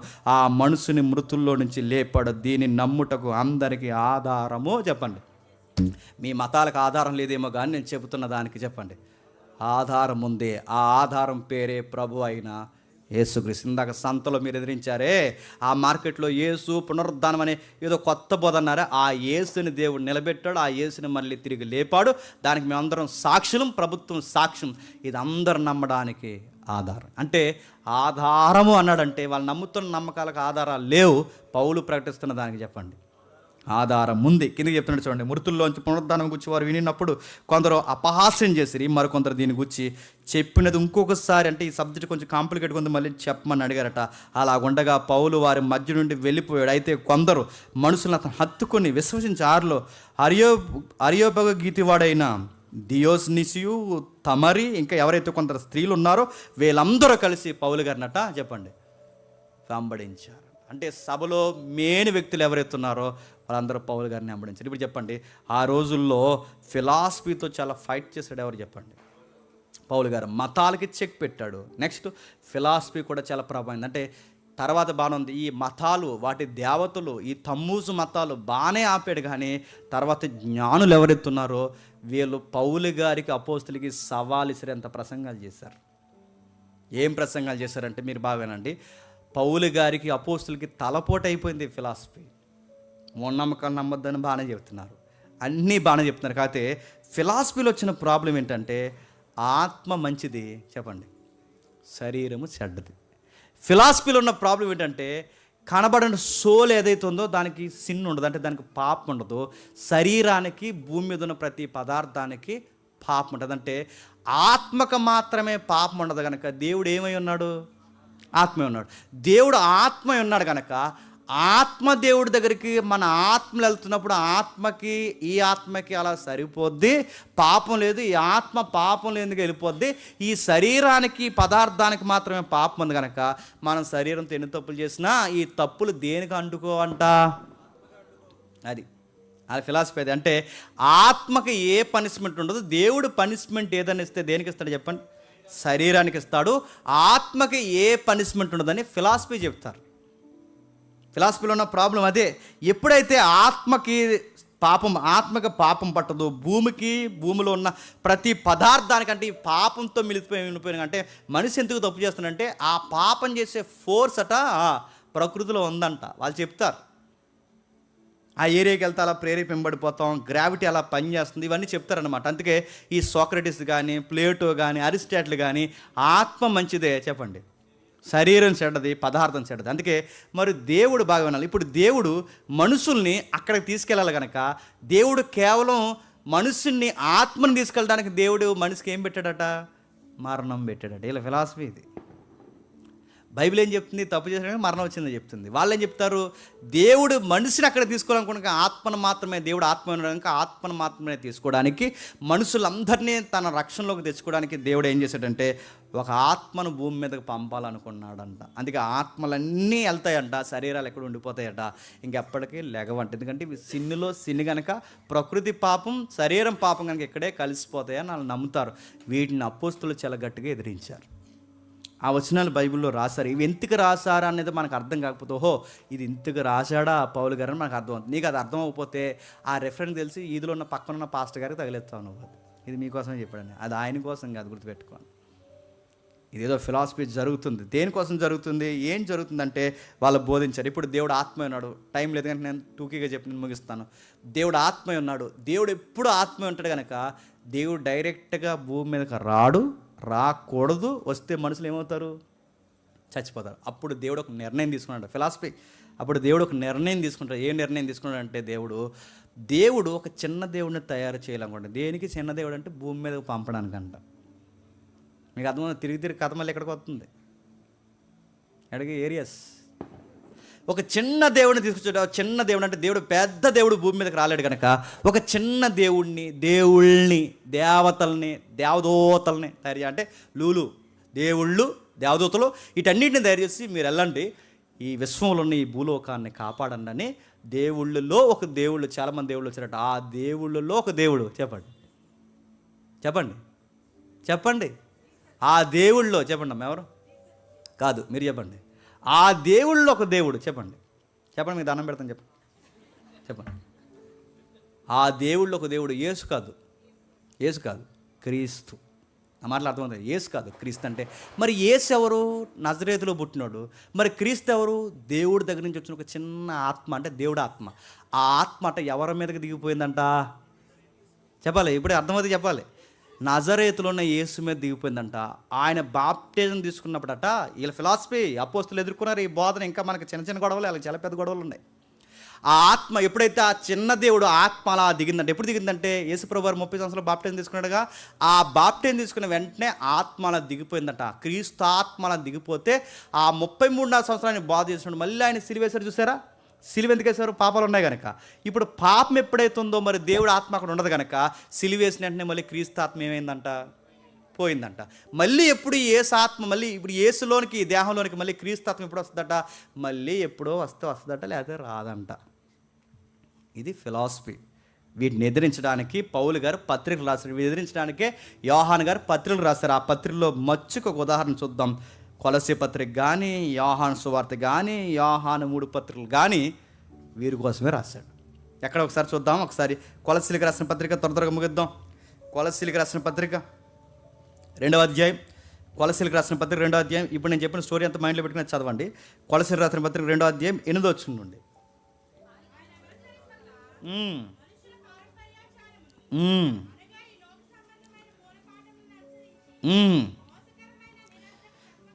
మోసకరమైన నిరర్ధక చెప్పండి తత్వజ్ఞానాన్నే చెప్పండి ఫిలాసఫీ అంటారు. ఈ ఫిలాసఫీ చెప్పే వాళ్ళు ఎక్కువైపోయారట. లోక సంబంధమైన మూలపాటలను అనుసరించి మోసకరమైన నిరర్ధకమైన తత్వజ్ఞానం చేత మిమ్మును చెరపెట్టుకుని పోవాడు ఎవడైనా ఉన్నాడేమో జాగ్రత్త చూడండి. అంటే సోక్రటీస్ ఫాలోవర్స్ కానీ, ప్లేటో ఫాలోవర్స్ కానీ, అరిస్టాటిల్ ఫాలోవర్స్ కానీ, మళ్ళీ చెప్తాను, వాటిని వెంబడిస్తున్నాడు ఎవడైనా వచ్చి మీకు ఫిలాసఫీ చెప్పి క్రీస్తులో నుంచి మిమ్మల్ని ఎవడైనా లాక్కిపోతాడేమో చెప్పండి జాగ్రత్త.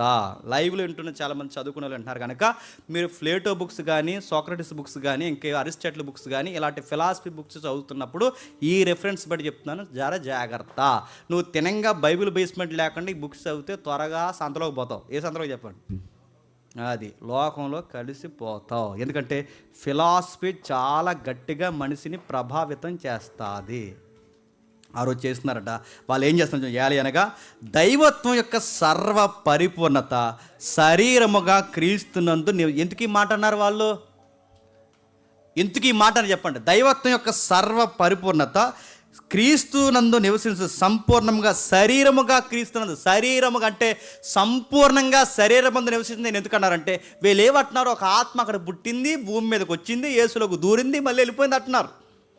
కాదు, ఆయన ఎప్పుడు సంపూర్ణ శరీరంలో సంపూర్ణ దేవుడు చెప్పండి, సంపూర్ణ మానవుడుగానే ఈ భూమి మీద నిలిచి. అయినా మానవుడు అనగానే పౌలు ఒక పత్రిక రాస్తారు, ఇంటికి వెళ్ళారు చదవండి. మనిషికి ఆత్మను వేరు చేసిన, ఆత్మకి శరీరాన్ని వేరు చేసిన మనిషి సంపూర్ణుడు కాదు. మనిషి అనగానే శరీరము ఆత్మ.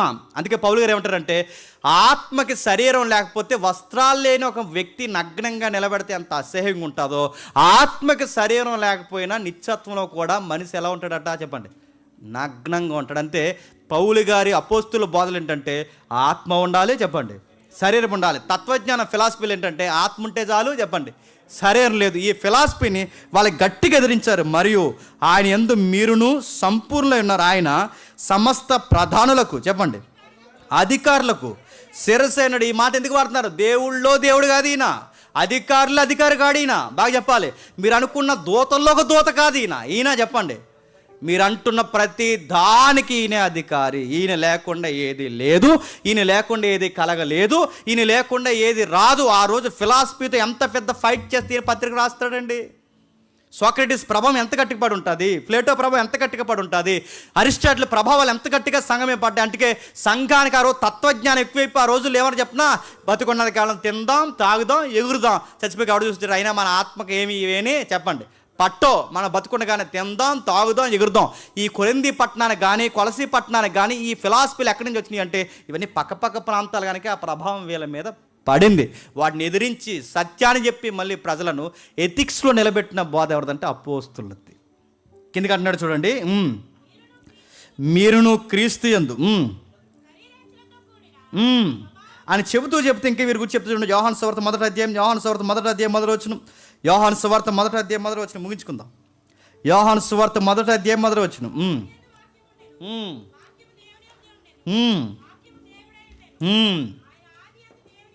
ఆయన చెబుతూ 14 వచ్చిన లేదంటాడు చూడండి. ఆ వాక్యము, ఆ వెలుగు, ఆ దేవుడు చెప్పండి. అది వీళ్ళ ఫిలాసఫీకి గొడ్డలు పెట్టానమాట, గుర్తుపెట్టుకోండి. వాళ్ళు ఏమన్నా చెప్పినా వెలుగట, ఒక వెలుగట అప్పట్లో బాప్టిజం తీసుకుంటున్నప్పుడే వచ్చిందట. కానీ అక్కడ యోహాన్ అదంటలేదు. యోహాన్ ఏమంటారు చెప్పినా, ఏ వెలుగనైతే మీరు దేవుడిని నమ్ముతున్నారో, దేవుడు ఎక్కడైతే ఉన్నాడని మీరు అంటున్నారో, దేవుడు భూమి మీదకి రాడని మీరు ఏదైతే అంటున్నారో ఆ దేవుడు వెలుగై ఉన్నాడు, ఆ దేవుడు వాక్యమై ఉన్నాడు, ఆ దేవుడు దేవుడై ఉన్నాడు, ఆ దేవుడు శరీరుడిగా ఇళ్ళలోకి వచ్చాడు. ఆ వచ్చిన ఆయనకి మేమందరం చెప్పండి సాక్షులు. పౌలు గారు కానీ అపోస్తులు కానీ ఫైటింగ్ ఎవరితో చెప్పండి, హైదరాబాద్ వైజాగ్లో ఉన్న వాళ్ళతో కాదు చెప్పండి. ఎవరితో? ద గ్రేట్ ఫిలాసఫర్, గ్రీకు తత్వజ్ఞానం ఎరుగున వారితో ఫైట్. వాళ్ళకి ఏ తరానికి ఉండాల్సిన తలపోటు ఆ తరానికి ఉందా లేదా? మన తలపోట్లు మనకున్నాయి, వాళ్ళ తలపోట్లు వాళ్ళకు ఉన్నాయి. వాళ్ళ రేంజ్కి అది చెప్పండి, మన రేంజ్కి ఇది. ఇలాంటివన్నీ అందుకే చూడండి ఆ రోజుల్లో ఎదిరించారట, వాదించారట. ఇంకా ఏం చెప్తున్నారు ఆ రోజుల్లో? మొదటి తిమోతి పత్రిక 4వ అధ్యాయం ముగిద్దాం. మొదటి తిమోతి పత్రిక 4వ అధ్యాయం మొదటి 4 వచనాలు చూడండి ఒకసారి. దీన్నే నాస్టిజం అంటారు. కాడవరి దినాల్లో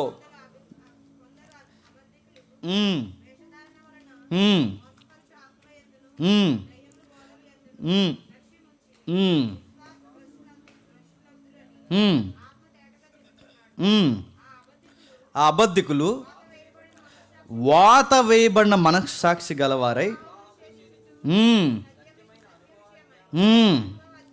అనుభవజ్ఞానం లేకుండా వాళ్ళు అంటారట,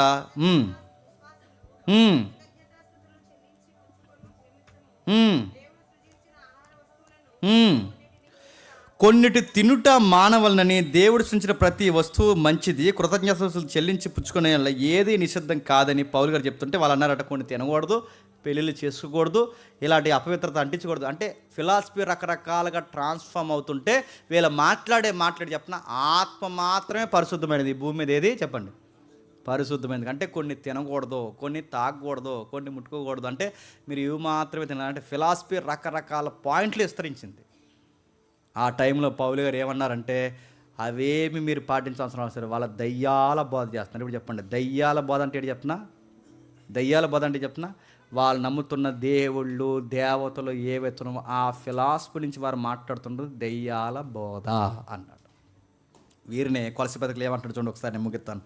కొలసీ పత్రిక 2వ అధ్యాయం కొలసీ పత్రిక 2వ అధ్యాయం 20 వచ్చి నుంచి, మీరు క్రీస్తుతో కూడా లోకం యొక్క మూలపాటల విషయంలో మృతి పొందిన వారైతే లోకంతో బ్రతుకుచున్నట్లుగా మనుషుల ఆజ్ఞను పద్ధతులను అనుసరించి చేత పట్టుకొనవద్దు, రుచి చూడవద్దు, ముట్టుకొనవద్దు. అంతే ఇందా చెప్పాంగా లాస్ట్ వీక్, శవాన్ని ముట్టుకోవద్దు, శవాల భోజనాలు తినొద్దు, అక్కడికి వెళ్ళొద్దు, ఇక్కడికి వద్దు, ఇలాంటివి మీకు వద్దు. ఆ ఫిలాసఫీలు మనకు సంబంధం లేదు.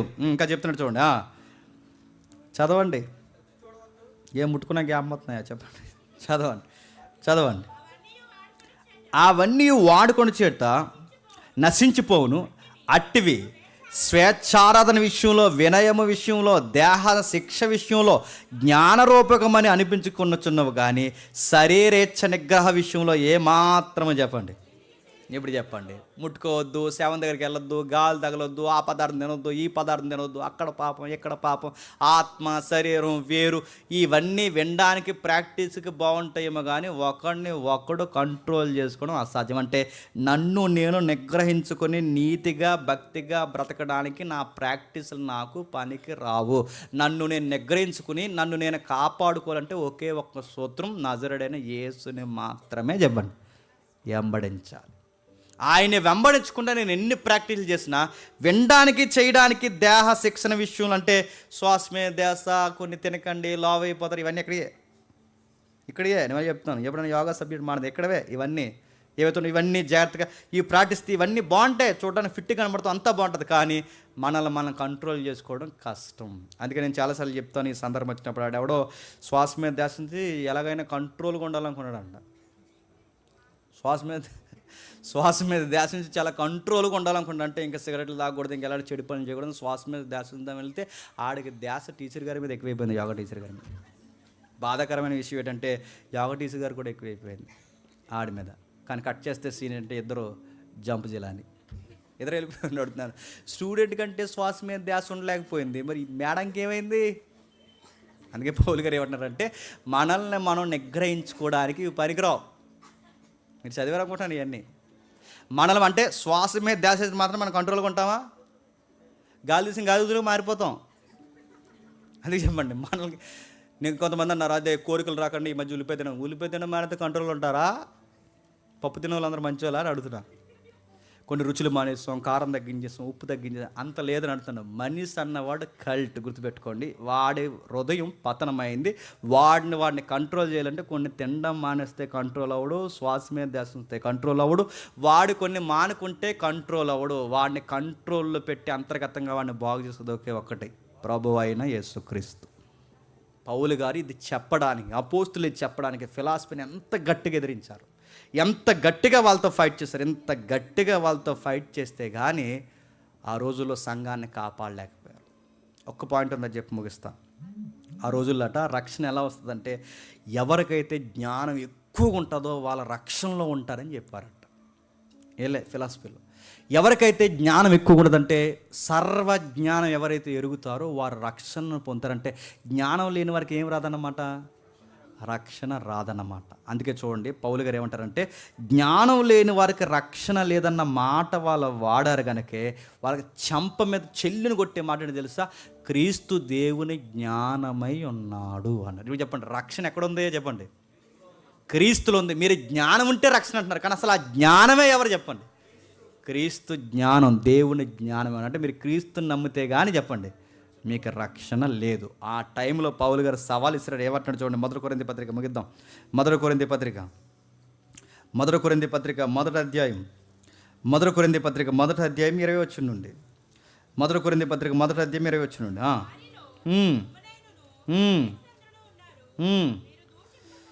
వీరు దూషింపకుండా, మొదటి కొరింథీ పత్రిక మొదటి అధ్యాయం, జ్ఞాని ఏమైను శాస్త్రి ఏమైను ఈ లోకపు తర్కవాది ఏమైను.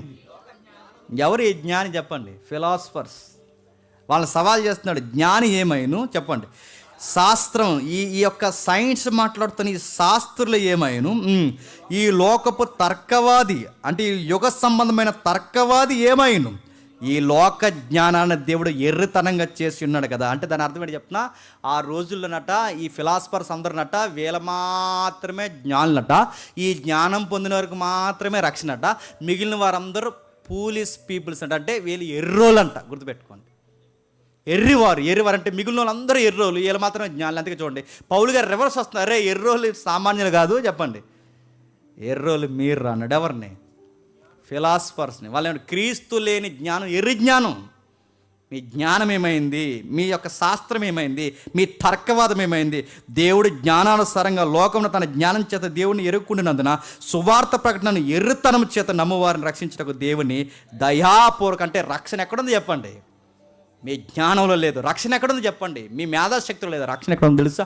దేవుని దయా సంకల్పమైన క్రీస్తు ద్వారానే ఈ మనిషికి చెప్పండి రక్షణ వస్తుంది. కింద చెప్తున్నాడు చూడండి, యూదులు సూచక్రియలు చేయమని అడుగుతున్నారు, గ్రీసు దేశస్తులు జ్ఞానం ఇస్తున్నారు. అటు సూచక్రియల కన్నా, అటు వండర్స్ కన్నా, ఇటు నాలెడ్జ్ కన్నా గొప్పదని చెప్పనా, మేము సిలువ వేయబడిన క్రీస్తుని ప్రకటిస్తున్నాం. అటు యూదులకి మీకు వింత ఏంటంటే నజరేయుడైన యేసుడు. ఆ రోజులు ఎంత ఎదిరించాడు ఆయన. ఇంకేమంటున్నాడు చూడండి, ఆయన యూదులకు ఆటంకముగాను అన్ని జనులకి ఎర్రితనముగాను ఉన్నాడు, కానీ యూదులకేమి గ్రీసు దేశస్తులకేమి పిలవబడిన వారికి క్రీస్తు దేవుని శక్తియు చెప్పండి.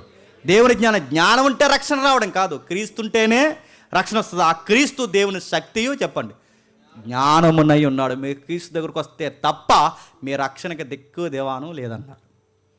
ఆత్మ మాత్రమే రక్షణ, శరీరం వ్యర్థమైంది కాదు, శరీరము ఆత్మ కలిపితేనే మనిషి. ఆ రోజుల్లో పబ్లిక్ని అవమానించేవారట. ఏమనంటే జ్ఞానం ఉన్నవారు మాత్రమే మనుషులు, రక్షణ ఉన్నవారట, మిగిలిన వాళ్ళందరూ ఏంటో తెలుసా? Fools fools fools fools. అందుకే దేవుడు ఏమన్నాడు చూడండి, సహోదరులారా మిమ్మల్ని పిలిచిన పిలుపుని చూడండి, మీలో రోకరైతే జ్ఞానులైన గనులైన వంశం వారినైనా అనేకుల్ని పిలవబడలేదు, కానీ దేవుడు ఎంపిక చేసుకున్నది ఎవరన్నా తెలుసా? ఫూల్స్ని ఎంపిక చేసుకున్నాడట. గుర్తుపెట్టుకోండి. ఎవరు ఆ ఫూల్స్? ఎవరు చెప్పండి? వాళ్ళు ఎవరైతే ఫూల్స్ అంటే ఎర్రోలని మనకు పేరు పెట్టారో అసలు ఫూల్స్ మేం కాదురా చెప్పండి. మీరు సువార్త మీకు ఎర్రితనం, కానీ సువార్త మాకు చెప్పండి రక్షణ, దేవుని శక్తి, దేవుని జ్ఞానం. దేవుడు ఎవరిని ఎంపిక చేసుకుంటున్నారు? మీరు తృణీకరించిన ఈ ప్రజల్ని దేవుడు చెప్పండి ఎంపిక చేసుకున్నాడు. మళ్ళీ చెప్తున్నాను, ఎర్రివారిని ఎంపిక చేసుకున్నాడు, మరీ నోరులేరులను ఎంపిక చేసుకున్నాడు కాదు. ఇక్కడ టెక్స్ట్లు ఏంటి చెప్పండి? మీలాంటి ఫిలాసఫీ మాట్లాడుతున్నారని కాదు దేవుడు ఎంపిక చేసుకున్నది చెప్పండి. లోకంలో మీరు తృణీకరించారే, ఫిలాసఫీ ఎరగన్న వారిని తక్కువ చేశారే, అలాంటి వారిని దేవుడు చెప్పండి ఎంపిక చేసుకున్నాడు. ఎర్రోడిని ఎంపిక చేసుకున్నాడు. మరి ఎర్రోడని కాదు, గుర్తుపెట్టుకోండి. పౌలు గారికి సైన్స్ తెలుసా లేదా? పౌలు గారికి తత్వజ్ఞానం తెలుసా లేదా? అపోస్తులకి ఎంతో కొంత నాలెడ్జ్ ఉందా లేదా? ఇక్కడ ఎర్రివారంటే ఎవరు చెప్పినా, మీ ఫిలాసఫీలో లేని వాళ్ళందరినీ ఎర్రోళ్ళు అన్నారు. ఆ ఎర్రివారిని దేవుడు చెప్పండి ఎంపిక చేసుకున్నాడు. అందుకే ఈ సిగ్గు లేకుండా నిలబడిన మేమందరం గర్వంగా చెప్తున్నాం, మేము సిగ్గుపడవలసిన వారం కాదు, క్రీస్తుని బట్టి చెప్పండి అతిశయిస్తున్నాం. ఇప్పుడు మీకు అర్థమవుతుంది, నేను ముగిస్తున్నాను. ఇక ఆ రోజుల్లో మతాలు ఎలా వచ్చాయో చూస్తాం, దేవుళ్ళు ఎలా వచ్చారో చూస్తాం, ఫిలాసఫీ ఎలా వచ్చిందో చూస్తాం. ఆ ఫిలాసఫీతో చెప్పండి అపోస్తులు ఎలా ఫైట్ చేశారో చూస్తాం. అందుకే ఈ కొలస పత్రిక చదువుతున్నప్పుడు కానీ, కొరింథీ పత్రిక చదువుతున్నప్పుడు కానీ, అపోస్తుల కార్యం చదువుతున్నప్పుడు కానీ, ముఖ్యంగా ఎథెన్స్ సిటీ చుట్టూ చదువుతున్న విషయాలు చదువుతున్నప్పుడు కానీ, నెక్స్ట్ మనం ప్రకటన గ్రంథంలో బబులోను సామ్రాజ్యం కోసం చదువుతున్నప్పుడు కానీ, ఎందుకు ఇలాంటి పదాలు క్రొత్త నిబంధనలో వాడారంటే ఇన్ని ఫైట్లు, ఇంత చరిత్ర వెనకాల చెప్పండి నడిచింది కనుక. ఇది అర్థం కావాలంటే ఖచ్చితంగా చెప్పండి, క్రొత్త నిబంధన అర్థం కావాలంటే ఖచ్చితంగా చెప్పండి, ఇవి ఎంతో కొంత కనీసం ఒక్కసారైనా అలా వినాల్సిందే. ఆడెవడ అన్నాడట, ఇలా విని ఇలా పోయిందండి నాకు ఉండలేదండి అన్నాడట. నీకు ఇలా విని ఇలా ఎందుకు పోతుందంటే మధ్యలో అది లేదా అన్నాడట. చెప్పండి అది మరి మధ్యలో ఎంతమందికి నీకు ఇలా విని ఎలా ఎందుకు పోతుంది, మధ్యలో పని చేస్తలేదు ఏంటి చెప్పండి. అది పని విన్న పెద్ద విషయాలండి ఇవి, అర్థం పెద్దగా అర్థం పెద్ద అర్థం కానంత విషయాల. చరిత్ర అంటే పెద్ద ఏది అనుకోకండి, ఏదో కథలాగా వినండి. ఫిలాసఫీ అంటే పెద్ద ఏదో అనుకోకండి, వాళ్ళ మేధాశక్తిని దోసింది అది వినండి. ఇవన్నీ ఎందుకు వినాలంటే నువ్వు నమ్మింది ఎంత గొప్పదో చెప్పండి నీకు తెలియాలి. ఏతు అడుగు ప్రతి వానికి చెప్పండి నువ్వు సమాధానం చెప్పాలి. సాత్వికంతో ఆ మనిషిని కూడా ఇంత వాస్తవమని నీ ప్రభువులోకి వారిని రప్పించాలి. దేవుడు మిమ్మల్ని దీవించును గాక.